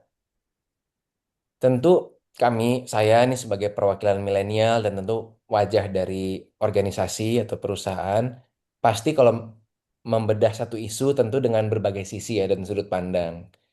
Tapi teman-teman content creator Gen Z yang berangkat ke Aceh melihat liputan, ya udah dia beropini apa adanya dan itu akhirnya yang justru menggerakkan banyak orang ya. Sometimes mungkin generasi kami yang saya yang milenial malah jadi melihat oh iya ya saya emang pertimbangan dan overthinkingnya mungkin banyak. Soalnya teman-teman Gen Z udah jalan keluar terus liput dan nggak banyak apa ya lebih minim favifunya lah Kalau milenial nih kita lebih banyak penjelasan dan segala macam. Yang lebih muda, apalagi Gen Alpha, anak saya kan juga Gen Alpha ya. Wah itu udah next level lagi, kayaknya emang luar biasa sih generasi makin muda ini makin menjadi global citizen yang percaya diri, nggak ada mindernya dan vokal gitu karena merasa aman untuk berekspresi. Oke. Itu ternyata perbedaan generasi itu yang ngasih ngasih apa namanya variasi dan memperkaya ya si proses yang terjadi di lapangan. Baik itu sudut pandangnya, ngasih tahu cara bercerita dan lain sebagainya. Wah, jadi ternyata teman-teman semua diakui langsung verified dari Kang Fikra. Kita semua Gen Z di sini ternyata relevan ya, nggak cuma ngomong aktif juga vokal di media sosial, tapi lebih jauh lagi aktif juga di lapangan. Terbukti dari follow drip-nya kita bisa yang sudah ada ikut sampai 30 sampai 40 kali. Luar biasa ya, semangat betul itu ya untuk bisa berimpact dan berdampak. Nah ini kan ngomongin masalah apa namanya social enterprise apalagi dibangun salah satu basisnya adalah donasi. Yang namanya donasi itu kan pasti sangat berkaitan erat dengan namanya kepercayaan gitu. Ini mungkin Kang Fikra bisa ngasih insight buat teman-teman yang lagi membangun gerakan-gerakan sosial. Gimana sih caranya untuk bisa menghadirkan citra yang bukan citra ya, impact yang membuat kesan dan kepercayaan masyarakat terhadap gerakannya itu selaras. Karena pasti tantangan yang disebut dengan kepercayaan itu luar biasa besar. Karena yang namanya kepercayaan pasti aset terbaik ya, yang harus kita jaga mati-matian. Terlebih kalau ngomongin filantropi, ada kasus tuh beberapa waktu lalu kan, kasus yang cukup mengguncang dunia filantropi. Nah itu gimana sih kan cara membangun kepercayaan, building trust, biar setiap gerakan sosial yang kita bangun, itu bisa menemukan titik kepercayaannya baik dari beneficiaries atau nanti para kolaborator yang akan join di dalam pergerakan itu. Ya, saya meyakini trust itu adalah konsekuensi langsung dari track record ya atau tindakan kita. Jadi skala apapun, mungkin kita baru mulai atau di level kita bisa yang usianya udah lebih dari 1 dekade. Trust itu bukan satu hal yang udah dapat selesai, kayak sertifikat dapat udah gitu kan. Terus evolving, terus dia bertransformasi. Ada perusahaan yang udah lama didirikan tiba-tiba overnight hilang trustnya. Ada lembaga tadi yang sampai tutup nggak ada lagi, padahal pada satu masa dia paling dipercaya. Jadi trust is always evolving dan dia adalah hasil langsung atau konsekuensi langsung dari bagaimana kita beraksi, bertindak gitu. Nah, tadi jadi kalau teman-teman di sini ada yang baru mulai, ada yang lagi baru menjalin atau mengkonsep, baru membangun kemitraan atau co-foundership atau partnership, iya balik lagi ke bagaimana kita membawa diri, bagaimana kita deliver, apa yang tanggung jawab, apakah kita orang yang amanah, itu aja sebenarnya simple. Nanti kan mau itu di level organisasi yang baru atau yang sudah lebih besar, skala tim kecil atau organisasi yang sudah kompleks, itu tinggal menyesuaikan dengan skala dan dinamikanya. Terus tadi karena dimention soal citra, hari ini orang sudah muak dengan yang namanya pencitraan. Orang akan dapat lebih mudah, terutama karena kita sudah sangat terekspos dengan digital, we can see through orang-orang yang tidak otentik. Konten-konten yang dibuat oleh AI kan kerasa. Itu yang menurut saya, ya AI sangat ngebantu. Saya hari-hari pakai ya. Tapi kalau kita mau bicara tadi soal citra, at the end of the day, identity itu bakal rise above all noise menurut saya. Identitas yang otentik, kita memperjuangkan apa values yang buat kita penting, baik itu values yang kita ini ya perjuangan lewat social enterprise atau organisasi atau yang mungkin values kehidupan secara umum dan yang kita ingin sebarkan itu kan bisa terasa gitu ya. Jadi ini kembali merangkum trust. Saya yakini adalah direct consequence dari tindakan kita no matter how small, no matter how early perjalanan kita. Dan yang kedua, tadi kalau bicara citra bagaimana menjaga dan segala macamnya, kalau kita tentu otentik bukan berarti kayak mau gue gini ya udah. Kita memahami juga kan kita berbicara sesuai dengan audiensnya, tapi kan akan terasa mana yang dibuat-buat dan mana yang memang datang dari hati. Itu menurut saya formula abadi sih dari dulu sampai sekarang, tapi terlebih sekarang yang banjir konten udah deres banget. Jadi untuk stand out ya jangan cari viral, carilah orang yang memang align values-nya. yang emang jadi believer. Kayak waktu kita bisa mulai nggak ada background apa-apa, nggak punya apapun, tapi bisa orang-orang hebat dan orang-orang besar believe gitu ya sama gagasan. Itu sih yang menurut saya penting ya untuk menjaga trust dan citra. Oke, being authentic, stay relevant, dan punya mitra yang sejalan dengan aligned values kita. Keren banget Kak Fikra, ini sedikit dirangkum dengan 3 kalimat tadi. Dan ini mungkin sedikit dari saya sebagai terakhir sebelum kita masuk dan kita lihat dari pertanyaan para audiens, karena udah nggak pada sabar nih nanya-nanya. Mungkin sebagai closing question dari saya Kang, sebelum kita masuk. Nah, kalau misalnya Kak Fikra bayangkan di sini kan banyak sekali audiens, ada ribuan di sini ya. Ada satu pelajaran yang mau Kak Fikra titipkan untuk mereka yang sedang gundah gulana sama kehidupannya, sedang banyak mencari tahu dan mencari inspirasi apakah kehidupan dan karir saya sudah bermakna selama ini. Kira-kira dari semua pengalaman perjalanan Kak Fikra di Kitabisa dan ekosistemnya yang luar biasa sampai hari ini, apa satu pelajaran yang mau Kak Fikra titipkan untuk mereka? Kalau ada yang bilang kan kita cuma nggak bingung kalau udah di surga ya. Jadi normal gitu. Di setiap fase usia dan karir dan fase hidup pasti ada kebingungan. Eh, alami ya. Nah, sekarang maukah kita jujur gitu, mengenal diri kita, sebetulnya apa sih yang kita sedang cari? Ini, ini, ini bukan mau jadi ini mengarah kayak ke siraman rohani atau kajian ya, tapi betul-betul memang perjalanan social enterprise ini, membangun organisasi, bikin kita kembali ke fitrah aja gitu bahwa tujuan hidup kita apa sih? Tujuan kita diciptakan sebagai manusia itu kan pahami masing-masing. Nanti kalau ketemu kan oh iya ya. Dan kita diberikan fitrah yang berbeda-beda. Oh, strength saya di sini. Oh, ternyata dengan strength ini saya bisa bermanfaat kepada yang lain begini, saya bisa mandiri karenanya, saya bisa menghidupi keluarga. Ya itu kan tadi sesi pertama tentang ikigai kurang lebih kan bicara itu ya. Iya, betul kan. Ikigai itu kan mulai dari pertama keberanian untuk jujur pada diri sendiri. Kenal nggak kita sama diri sendiri? Kita udah cukup spend waktu kenal sama apa strength kita, apa fitrah yang diberikan oleh pencipta kepada kita. Dan terus mengevaluasi. Karena kan ya tadi, eh, kalau ngambil contoh Nabi, awalnya dia pedagang lalu menjadi Nabi. Itu kan transformasi role yang berbeda juga seiring usianya ya. Ya sama dengan teman-teman di usia fresh grad mungkin beda sama yang sedang mid career, beda dengan yang prapensiun. Terus ini kan constant journey, constant proses untuk mengenal diri dan mengevaluasi hidup gitu. Jadi nggak apa-apa bingung kita kalau ini bahasa Indonesia itu punya punya eh, welas asih kepada diri sendiri, compassion gitu ya. Jangan, aduh kenapa ya, yang lain kayaknya udah keren banget, udah mulai duluan, ada yang karirnya udah melejit, ada yang udah gini. Itu ya wajar, tapi pakai energi untuk kayak oke, eh, saya yakin saya diciptakan sama sang pencipta punya bakat, punya kekuatan-kekuatan yang khas diri saya. Ini mungkin saya berarti yang kurang spend time buat kenal dan mengasah itu. Ini mungkin saya yang kurang eh, ya minta petunjuk buat dibukakan pintu-pintu yang mana nih sebenarnya yang paling pas.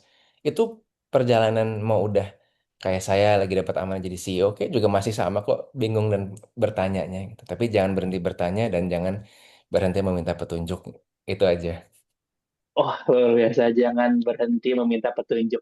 Self-compassion. Ini buat inspiration banget buat kita semua teman-teman yang lagi berada di persimpangan jalan. Ternyata memang jujur sama diri sendiri adalah selalu menjadi jawaban kunci untuk menemukan jalan-jalan kreasi, jalan-jalan dampak yang ingin kita hidupkan di masa depan.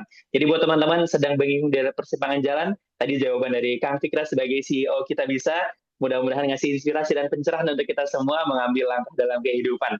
Kita akan masuk ke dalam sesi Q&A untuk teman-teman semua. Thank you Kang Fikra untuk waktunya dan juga obrolan hangatnya. Ini kita langsung masuk ke sesi Q&A. Saya izin membaca dari atas nih. Yang paling langsung nanya, padahal kita lagi ngobrol Kang tadi ya. Dia langsung nanya nih, ini ada Kang Airlangga PM. Manggilnya Kang sepertinya dari Bandung ya. Cuman belum ada namanya, ini dari Street Mana. Kang Airlangga bertanya, luar biasa Kang, bagi saya pemaparan dan pemikirannya mengubah cara pandang. This is life changing. Saya jadi pengen nanya, ketika akan punya cara pandang yang berbeda, seperti dana harus tersedia dulu, baru disalurkan untuk akad yang sudah terkunci, dan seterusnya, bagaimana cara meyakinkan orang lain yang cara pandangnya belum pasti seperti itu. Oke. Itu kurang lebih pertanyaannya. Ya, nah ini kadang-kadang gap antara idealisme sama market reality ya, realita pemahaman orang. Jadi kita nggak bisa hidup hanya dengan idealisme. Kita pengennya pokoknya gini gitu ya. Ya mau gimana kalau orang saat ini cara pandangnya misalnya belum seperti itu. Nah menuju ke sana, disitulah pentingnya satu eh, memahami siapa kita lagi berbicara sama siapa. Makanya ada konsep target audience ya kan, atau priority kita tuh sebenarnya target marketnya siapa sih? Nggak bisa kita bilang oh solusi kami ini untuk semua. Kita bisa secara teknis bisa dipakai semua orang, iya boleh. Tapi kami pun juga secara internal punya segmentasi-segmentasi supaya komunikasinya bisa sesuai. Yang kita mau ajak membayar zakat tentu beda ketika kita mau ajak dia misalnya menggunakan fitur donasi otomatis dan yang kita lagi pengen kenalkan ke konsep takaful atau saling jaga beda lagi dengan yang kita pengen ajak ke volunteer gitu kan karena sekali lagi masing-masing memiliki target market yang berbeda dan oleh karena itu masing-masing tim perlu memahami target market itu apa yang menjadi eh, motivasi mereka, apa yang menjadi trigger-trigger untuk mereka mau berbuat sesuatu atau bahkan mengubah kebiasaan itu kan harus didalami sehingga antara idealisme atau ideal outcome-nya bisa terjembatani dengan bagaimana tindakan-tindakan itu bisa ada langkah-langkah menuju ke sananya. Kira-kira mungkin kalau secara konseptualnya gitu. Ya simpelnya kayak volunteer itu kan solusi agar bagi idealismenya adalah gimana sih orang bisa terlibat di isu-isu yang mungkin kalau secara visual tuh kadang-kadang ya kalau di donasi online yang benar-benar lewat timeline atau iklan gitu ya kan harus sesuatu yang visualnya tuh bikin orang langsung sampai stop mungkin sedih dan oke gue mau tindak sekarang deh gitu kan. Nah, tapi kan nggak semua isu bisa digituin. Misalnya konservasi badak gitu kan memang bisa dibikin kecuali mungkin ada illegal poaching gitu ya atau misalnya eh, pemberdayaan peningkatan kapasitas guru. Nggak ada yang nggak suka sama isu pendidikan. Tapi kalau kita ngangkat sebuah iklan tentang yuk donasi buat peningkatan kapasitas guru SD kan gitu. Orang mungkin digestnya lama gitu sampai kayak kenapa harus donasi ke sini gitu kan. Nah, tapi ketika ternyata di repackage sebagai satu interaksi dan pengalaman yang seru, orang banyak dapat aha moment, iya ya ternyata ini ya pentingnya kita tuh terus apa namanya menjaga bumi. Oh ini ternyata pentingnya kita apa namanya bicara nggak cuma soal membangun fasilitas tapi juga meningkatkan kapasitas kompetensi pengurusnya. Itu kan dapat ketika mengalami ada experience. Itu contoh gitu ya. Bagaimana akhirnya kita melahirkan sih konsep kita bisa experience supaya oh, masyarakat lebih terpapar dengan realita-realita sosial yang mungkin agak susah dibuat viral atau digital dan lalu mereka bisa terlibat lebih dalam di situ. Itu mungkin sedikit contohnya. Semoga menjawab. Oke, luar biasa. Langsung dijawab nih tadi dari Kang Erlaga untuk pertanyaannya. Nah, di sini ada pertanyaan di kolom Q&A yang sudah terlihat. Ini ada dari Kak Adi Wira dari donasibaju.id. Sebagai social enterprise, donasibaju.id baru berjalan 6 bulan dan mendapatkan atensi yang cukup baik dari publik. Kami mengangkat isu limbah tekstil dan baju layak pakai bisa membantu sesama. Social enterprise yang masih baru tentunya memiliki tantangan terutama dalam biaya operasional. Bagaimana kita bisa waktu di awal berdiri bisa tetap profesional namun tetap berdampak pada sosial. Ini langsung dari penggerak donasibaju.id, Kak Adi Wira. Mangga silakan Kang. Wow, keren, keren. Well done ya. Donasibaju.id ya. Baru dengar tuh. Nanti saya cek juga websitenya. Bagaimana tadi waktu masih di awal kita apa tadi menyeimbangkan profesional dan profit? Gitu ya pertanyaannya ya. Ya, jadi di awal itu untuk bisa bangun build si dananya dari mana, secara operasional, tapi tetap ngasih giving impact, itu gimana di awal-awal kita bisa? Oke, nah ini menarik pertanyaannya karena ini menyingkap tentang realitas eh, platform seperti kita bisa. Dan ini tidak untuk semua jenis social enterprise kan macam-macam jenisnya ya. Nah, untuk platform seperti kita bisa waktu di awal bisa dibilang kalau hanya beroperasi sebagai platform impossible untuk kita bisa. Karena itu akhirnya salah satu yang kita lakukan adalah kita membangun di belakangnya unit bisnis agency. Nah, terus agency ini ngapain tugasnya? Dia menjadi agensi yang membantu para pengguna platform, terutama yang punya kelembagaan untuk bisa memaksimalkan dampak dari penggalangan dananya. Itu ada digital marketingnya, ada content creationnya, ada kita semacam connecting ke content creator dan influencernya. Lama-kelamaan ekspansi kita membantu juga korporasi, CSR perusahaan. Jadi waktu di awal-awal itu betul-betul sebenarnya kita bisa bisa survive dan terbackup karena punya bisnis model service gitu. Karena kalau platform untuk bisa nutup butuh skala. Nah, untuk bisa mencapai skala tidak bisa dicapai tentu saja dalam waktu yang singkat. Itu pula kenapa kita bisa akhirnya menempuh jalur mengambil investasi atau pemodal dari luar gitu ya. Awalnya kan angel investor ya seperti Prof. Ren, Zaki, lama-kelamaan institusional juga ada yang masuk dari modal Ventura gitu ya untuk dari institusi global untuk bisa memperluas dampak gitu. Jadi eh, kita harus realistis kalau ngebangun ini nggak sustain ya gimana mau jalanin. Kalau kita masih nggak punya tanggungan keluarga ya monggo gitu ya puasa Nabi Daud gitu ya. Jadi hidup hemat, zaman dulu ada istilah ramen profitability dan bla bla bla. Tapi intinya yang ideal tentu ini bisa dijalankan secara sustain, baik itu sebagai side project karena kita masih punya penghasilan utama dari bekerja gitu ya, atau kita emang secara bisnis punya bisnis model lain yang membackup upaya ini sampai pada titik dia sudah bisa self sustain atau profitable gitu. Oke, berarti tetap diuji testing dulu ya, Kang, ya di awal apakah bisa resilient di tahap-tahap awal karena mungkin langkah pertama selalu menjadi yang terberat, tapi ketika dilewati dan ketemu dengan ekosistem dan polanya, ini akan menjadi lebih mudah lagi dalam perjalanannya. Begitu kurang lebih Kak Andi Wira untuk jawabannya dari pertanyaan yang sudah disampaikan di kolom Q&A. Dan ada satu lagi untuk kolom Q&A ini langsung dari Pak Eko nih, Kang Fikra. Ini Pak Eko nanya nih, apa motivasi Kang Fikra terjun ke dunia social enterprise? Apa ada pengalaman khusus pas lagi masa remaja di keluarga atau seperti apa? Apakah ada peran orang tua yang membentuk Kang Fikra menjadi seperti sekarang? Oke, wah, em, ya mungkin tadi saya sempat menyinggung singkat ya bahwa saya meyakini ada peranan besar dari orang tua dan mungkin pola asuh yang sering mengekspos melibatkan saya di berbagai kegiatan sosial, eh, meskipun mereka berdua itu menempuh karir di dunia profesional ya.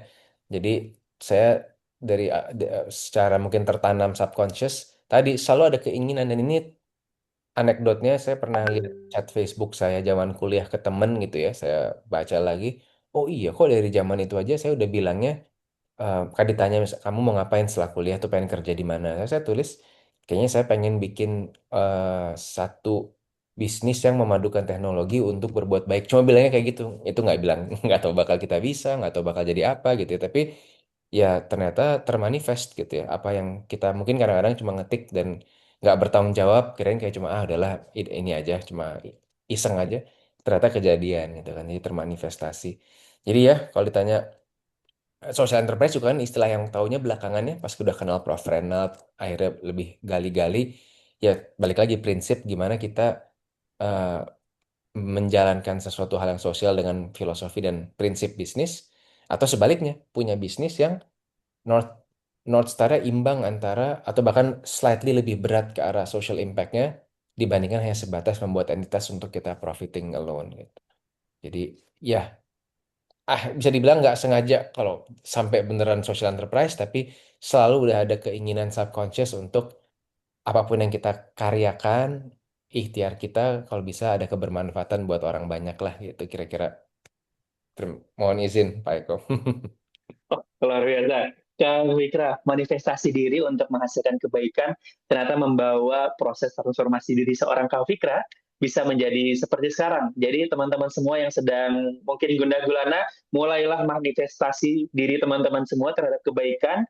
Nanti insya Allah akan dikasih jalan ya, karena ada value keberkahan di dalam prosesnya dan tetap stay otentik sama diri sendiri. Nanti akan diberikan jalan kemudahan-kemudahan selama teman-teman mau berusaha. Terima kasih Kang Fikra. Ini ada satu pertanyaan yang langsung ingin disampaikan sepertinya. Sudah raise hand ini dari pertanyaan pertama.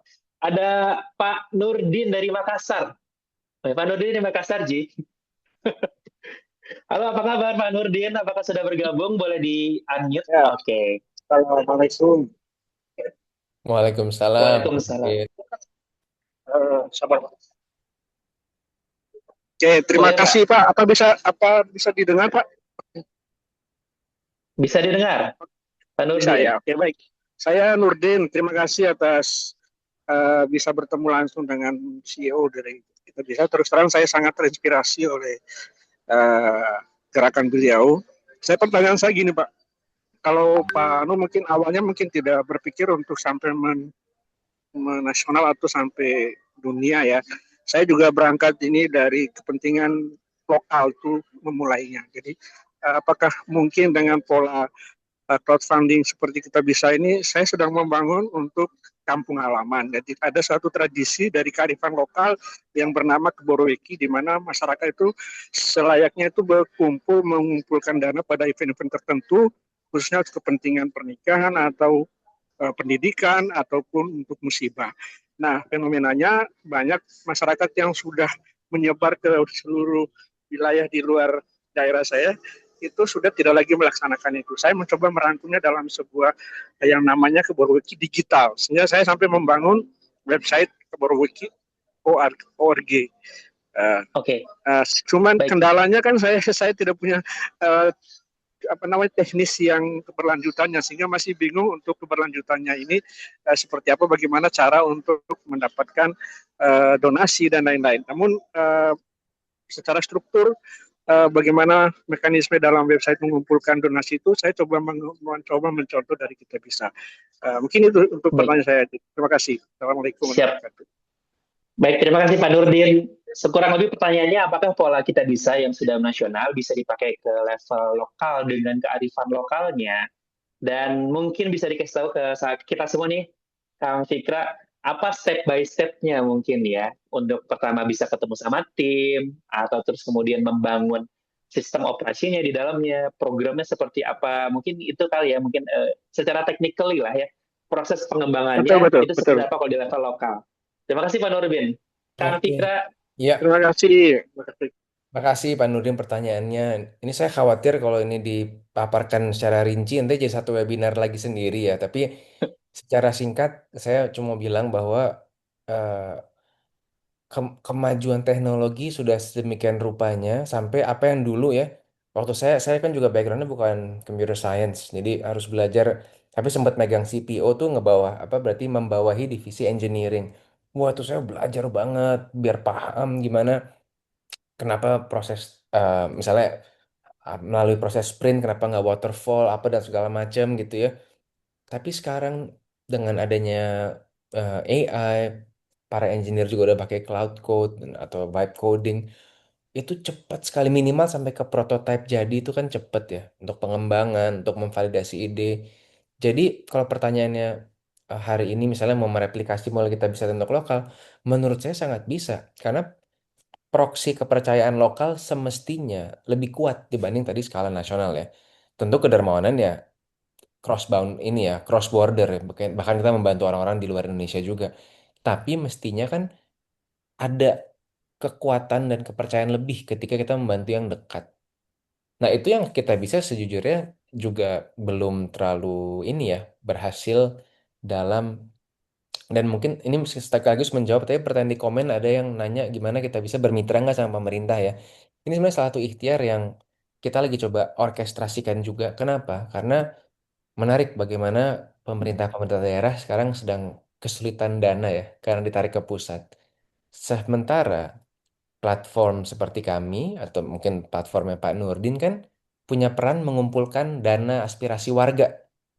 Nah, peran pemerintah daerah bisa lebih konkret dalam hal pembangunan di daerah itu. Karena kita nggak bicara program pusat yang mega dan besar, tapi pembangunan lokal aja gitu. Nah, itu yang sedang kita coba jajaki mungkin dalam beberapa bulan ke depan gitu ya. Kami coba mendalami supaya kita kalau bicara warga gitu ya, sebenarnya pemerintah bagian dari warga juga kan ya. Nah, itu bisa lebih fokus melakukan pembangunan yang bisa terasa dan dilihat di sekitarnya. Nah, itu masih PR, jadi kita bisa juga belum melakukan hal yang signifikan di sana, dan senang banget ketika ada teman-teman yang memang fokus membangun di proximitas kelokalan tadi seperti Pak Nurdin gitu. Kalau soal tadi produknya, insya Allah sekarang sudah banyak kemudahan ya untuk mengembangkan dan membuat sistem pembayaran payment gateway udah betapa mudahnya sekarang kita tinggal plug in ke berbagai third party. Jadi untuk membuat something seperti bahkan kita bisa juga ada white labelnya gitu ya. Jadi udah banyak sekali opsi-opsi untuk bisa mengumpulkan, tapi yang lebih penting di atas platformnya adalah membangun kepercayaannya tadi. Nah, jadi membangun organisasi, kepercayaan, misinya apa, perjuangan Pak Nurdi dan kawan-kawan seperti itulah yang mungkin harus terus-menerus diperkuat gitu sehingga membangun komunitas believers dan pendukung yang basisnya semakin solid gitu di daerah di Makassar ya. Terima kasih. Terima kasih banyak. Oke, siap Pak Nurdin. Berikut ada jawaban dari Kang Fikra ya. Jadi ternyata sangat memungkinkan sekali dan step by step-nya tadi udah disampaikan sedikit spill-nya. Dan mungkin mudah-mudahan bisa tetap stay in touch sama kegiatannya Kang Fikra akan ngisi di mana aja. Jadi bisa nonton sekaligus nanya-nanya di sesi Q&A selanjutnya karena waktu kita terbatas. Izin berlanjut kepada pertanyaan selanjutnya. Oke. Ya, baik Pak Nurdin, terima kasih. Nah, saya izin menyampaikan lagi pertanyaan ini dari Kak Tri. Mungkin bisa ini sedikit dipersingkat aja kali ya jawabannya Kang Fikra. Ini kita bisa apakah menggandeng mitra kolaborator dalam produk-produknya seperti di Jax, kita bisa misalnya saling jaga tadi, apakah ada lembaga asuransi lainnya yang terlibat dalam prosesnya, kira-kira ada nggak Kang? Ini dari Kak Tri M.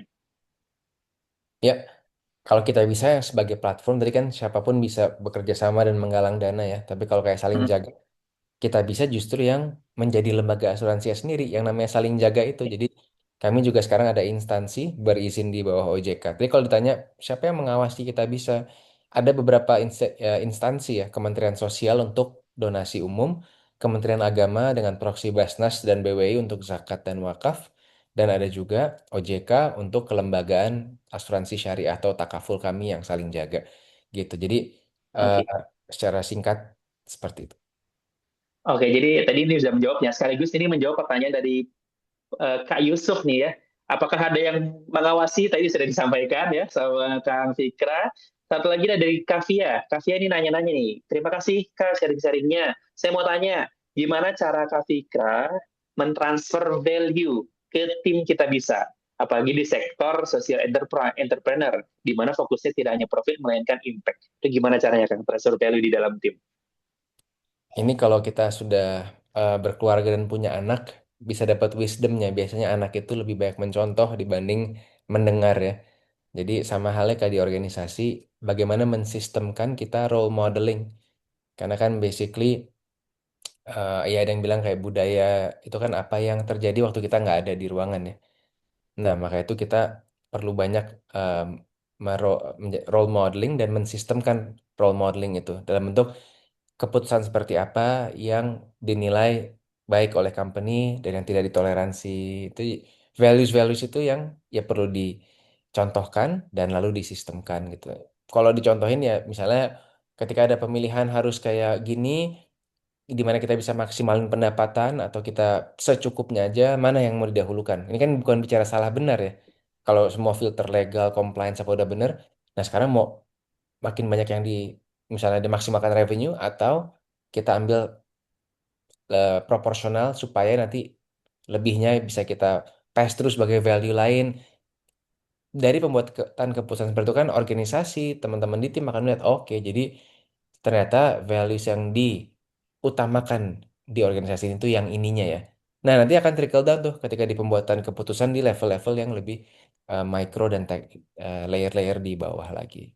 Gitu kurang lebih. Oke, jawabannya singkat padat jelas, role model. Jadi ketika mengambil keputusan bagi seorang pemimpin sebagai decision maker, ini mencitrakan sebuah value atau enggak memberikan pesan kuat terhadap value yang dipegang dari setiap kebijakan yang diambil. Jadi role modeling ya, ini akan menjadi jawaban untuk bagaimana cara Kang Fikra ngasih transfer value ke dalam tim. Nah, ini ada pertanyaan lagi di kolom Q&A dari Kak Azka Alia dari Malang. Sebagai leader, kakak kan responsibel ke karyawan atau partner ataupun donatur dan lain-lain. Pernah nggak ada di satu posisi yang harus mengorbankan idealisme, prinsip moral value demi kebutuhan bisnis seperti profitability, alias harus fulfill tanggung jawab lah, biar kemudian cash flow tetap berjalan dan tidak mengganggu stabilitas dalam organisasi. Case-nya ada nggak pernah ketika momen-momen kayak gitu, Kang Fikra? Ya, alhamdulillah sebetulnya kalau spesifik bicara idealisme, prinsip dan moral value, nggak pernah. Tapi kalau bicara keputusan berat, itu konsekuensi pasti dari jadi seorang leader. Mungkin contoh konkret aja ya, kami 2 kali seumur hidup kita bisa harus melakukan pengurangan karyawan karena overinvest sehingga karyawan harus sempat ada reduksi dan itu berat. Tapi satu itu konsekuensi sebagai leader yang melihat apa value yang lagi sedang dikomunikasikan, value keberlanjutan. Karena apakah baik jika kita karena nggak enak untuk misalnya melakukan pengurangan cost, efisiensi dan lain-lainnya, ya udah biarin deh ntar company-nya rugi terus tutup. Ya, mudaratnya bisa lebih besar, gitu kan. Maka eh, pendekatan yang ketika keputusan itu sudah dibuat, maka konsekuensinya adalah bagaimana melakukannya dengan sebaik-baiknya. Nah, itu kan hal yang tidak menyenangkan tentunya sebagai leader harus kayak gitu ya. Tapi jalur-jalur yang kita tempuh adalah memastikan tidak hanya kita memenuhi hak, tapi memanusiakan prosesnya, memberikan waktu untuk bisa berbicara dengan misalnya setiap teman-teman yang terdampak. Ini hanya satu contoh gitu ya, karena kalau bicara keputusan berat banyak. Tapi alhamdulillah saya bisa bilang tidak pernah ada keputusan yang kayak bertentangan sama moral values atau prinsip-prinsip dalam menjalankan kita bisa. Oke, alhamdulillah. Jadi memang harus benar-benar kayak doing right things sama doing things right itu berjalan beriringan biar tidak miss. Itu kurang lebih jawabannya dari pertanyaan Kak Alia. Mungkin ini satu pertanyaan terakhir saya mohon izin karena ternyata waktu sudah bertemu hampir jam 9:30 untuk teman-teman semua. Apalagi yang di WITA itu atau enggak WIT itu pasti udah hampir jam 12 malam ya. Ini ada pertanyaan dari Kak Arif. Terima kasih Kak sharingnya. Mungkin ini agak sedikit a bit technical. Bagaimana caranya kita untuk bisa menjalankan operasional atau gaji karyawannya? Apakah bergantung sama crowdfunding kah? Atau misalnya ada sekian persen yang dikelola dari proses dana yang dipotong sekiranya berkenan untuk menjawab Kang Fikra dari pertanyaan Kak Arif? Ya, siap. Nah, tadi sunatullah dari social enterprise kan ada enterprise elemennya, berarti harus punya business model. Tadi seperti yang saya sempat share, di setiap layanan yang kami sediakan tentu ada porsi revenue-nya di sana. Baik itu untuk menggalang dana, baik itu untuk tadi yang skema takaful, yang kita bisa ticketing experience, itu di semua pasti ada fee yang terkaitnya. Contoh kalau misalnya di crowdfunding ada fee 5%. Kalau di takaful ada fee ujroh juga pengelolaan, itu bisa 20%, 30%. Untuk tiketing juga bersaing ya, 2,5-3% sama tiketing platform lain. Jadi di setiap layanan yang kita buat, kita develop, tentu perlu memikirkan revenue model supaya layanan ini bisa berjalan dengan sustainable. Oke, berarti memang ada sistemnya yang mengatur untuk beberapa persen yang disalurkan memang dikelola untuk mengembangkan organisasi, sekaligus juga tidak meninggalkan impact yang ingin disampaikan, sehingga bisa rapi tersampaikan dengan baik impact yang mau ditawarkan ya. Oke, siap. Terima kasih Kang Fikra. Nah, kurang lebih teman-teman semua, dan pertanyaan-pertanyaan ini kurang lebih sudah sedikit banyak dijawab dalam proses perbincangan kita pada malam hari ini. Nah, Kang Fikra, terima kasih untuk waktu dan kesempatannya. Sebagai penutup, mungkin boleh kasih ke kita semua nih closing statement yang mudah-mudahan bisa ngasih harapan untuk kita semua agar hidup lebih berpurpose dan semakin yakin lagi dalam mengambil keputusan dalam kehidupan kita. Mungkin boleh closing statement-nya Kang Fikra. Ya, ini kan title-nya membangun karir yang bermakna. Nah, kalau gitu PR-nya buat teman-teman yang merasa masih bingung dalam hal ini, ya own your own definition of meaningful itu seperti apa. Jangan ambil kata bermakna versi orang lain, karena kan it's your life ya. Silahkan ambil referensi yang baik, atau dari sumber-sumber yang baik, dari mentor-mentor terpercaya, tapi own your own version of bermakna dan jalani dengan bahagia. Saya suka ini karena SDF kan keywordnya bahagia ya. Jadi berkarir dimanapun, ketika udah ketemu maknanya, insya Allah kita bisa bekerja lebih ikhlas dan bahagia dimanapun itu. All the best buat semua teman-teman di sini yang keren nih. Jumat malam masih semangat belajar. Oke, baik. Terima kasih Kang Fikra. Luar biasa sekali teman-teman semua perbincangan hangat kita. Tentunya melahirkan berbagai banyak insight. Dan sekali lagi insight itu adalah sebuah inspirasi yang perlu kita cerna dan kita telah baik-baik hasil perbincangan kita malam ini. Tapi izin mengambil sedikit take away dari proses perbincangan kita hari ini, bahwa setiap hidup kita ketika kita memanifestasikannya dalam kebaikan, kita akan menemukan perjalanan hidupnya. Dan tentunya setiap keresahan dan juga kepedulian yang ingin teman-teman bangun, carilah tim yang cocok agar sehingga ekosistem dan juga dampak baik yang ingin disalurkan bisa terwujud. Tentunya juga dibarengi dengan strategi yang bisa membangun integritas dan kepercayaan bagi setiap kontribusi sosial yang ingin teman-teman ambil. Temukan purpose dalam hidup, jujur sama diri sendiri, dan tentunya berani mengambil keputusan. Terima kasih Kang Fikra untuk waktu dan kesempatannya, inspirasinya tumpah ruah banget. Ini kalau kata anak-anak Gen Z zaman sekarang itu kayak all you can eat. Kenapa? Soalnya daging semua. Atau kayak apotek tutup, kenapa? Nggak ada obatnya.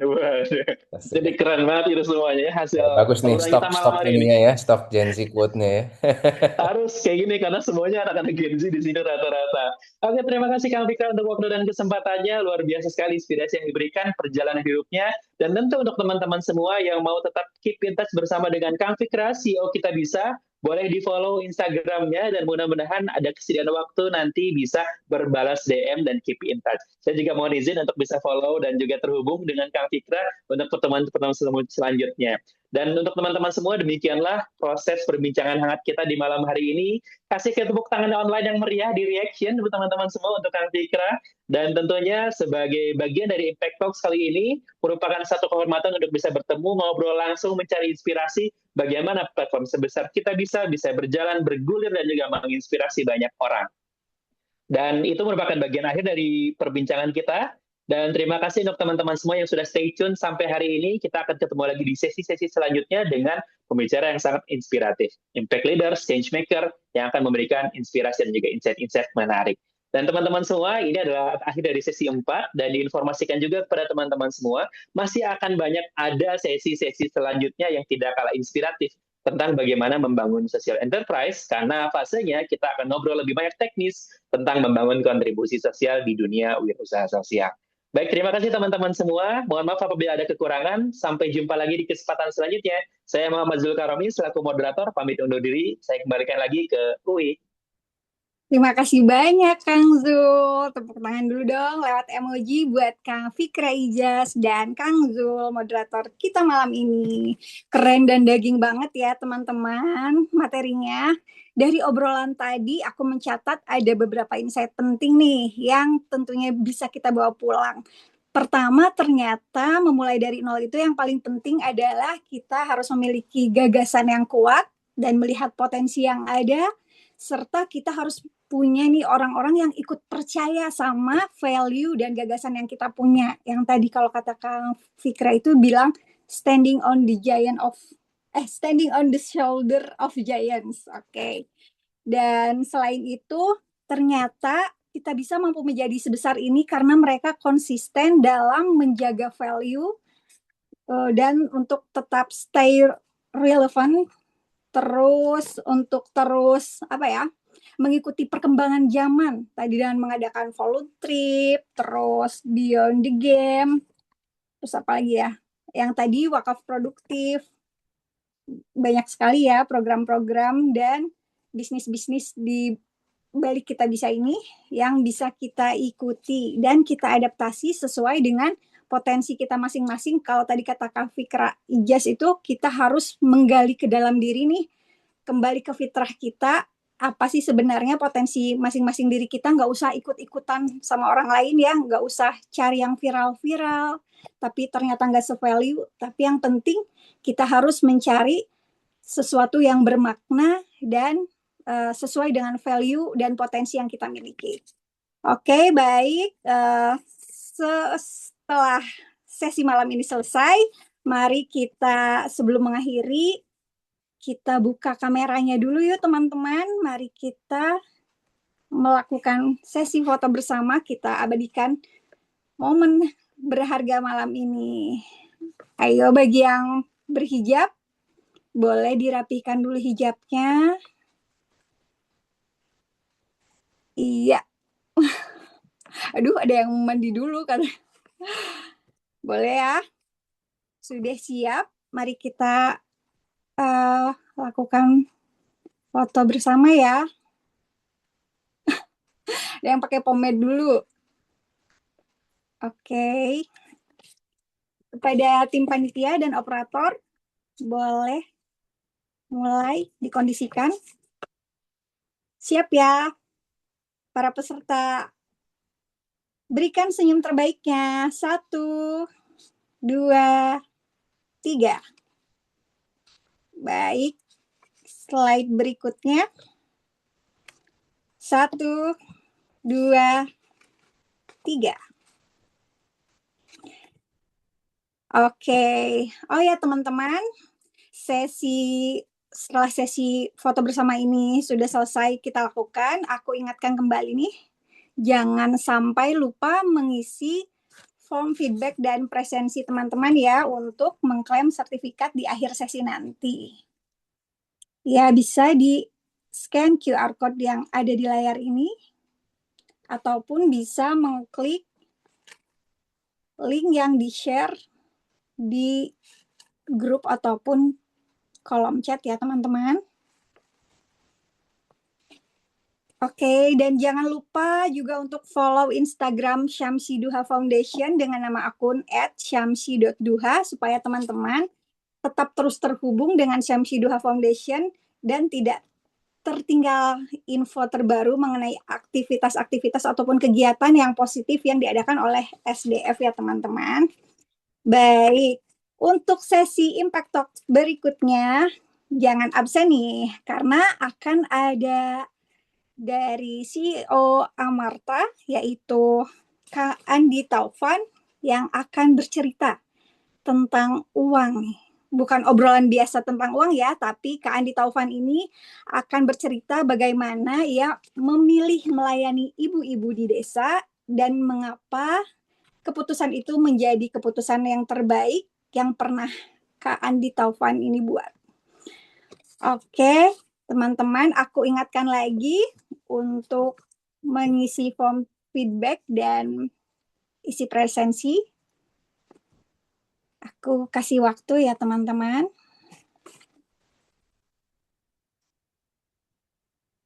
Baik. Apakah sudah? Apakah ada yang kesulitan? Selain men-scan QR code, ada juga link yang bisa diklik ya di kolom chat jika teman-teman kesulitan untuk men-scan QR code. Oke. Baik, terima kasih banyak teman-teman sudah mengisi form feedback dan presensinya.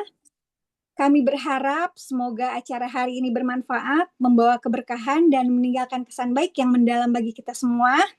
Saya Uwi, selaku MC, mewakili Syamsi Duha Foundation, mengucapkan terima kasih banyak kepada teman-teman, para peserta, dan narasumber kita malam hari ini, Kak Fikra, serta moderator kita, Kak Zul, yang luar biasa. Mohon maaf bila selama memandu acara ini terdapat kekurangan, ada salah kata, ataupun perbuatan saya yang kurang berkenan. Mari kita tutup dengan mengucapkan hamdalah bersama-sama. Alhamdulillahirrabbilalamin. Wabillahi taufiq wal hidayah. Wassalamualaikum warahmatullahi wabarakatuh. Selamat istirahat dan sampai jumpa di sesi Impact Talk berikutnya.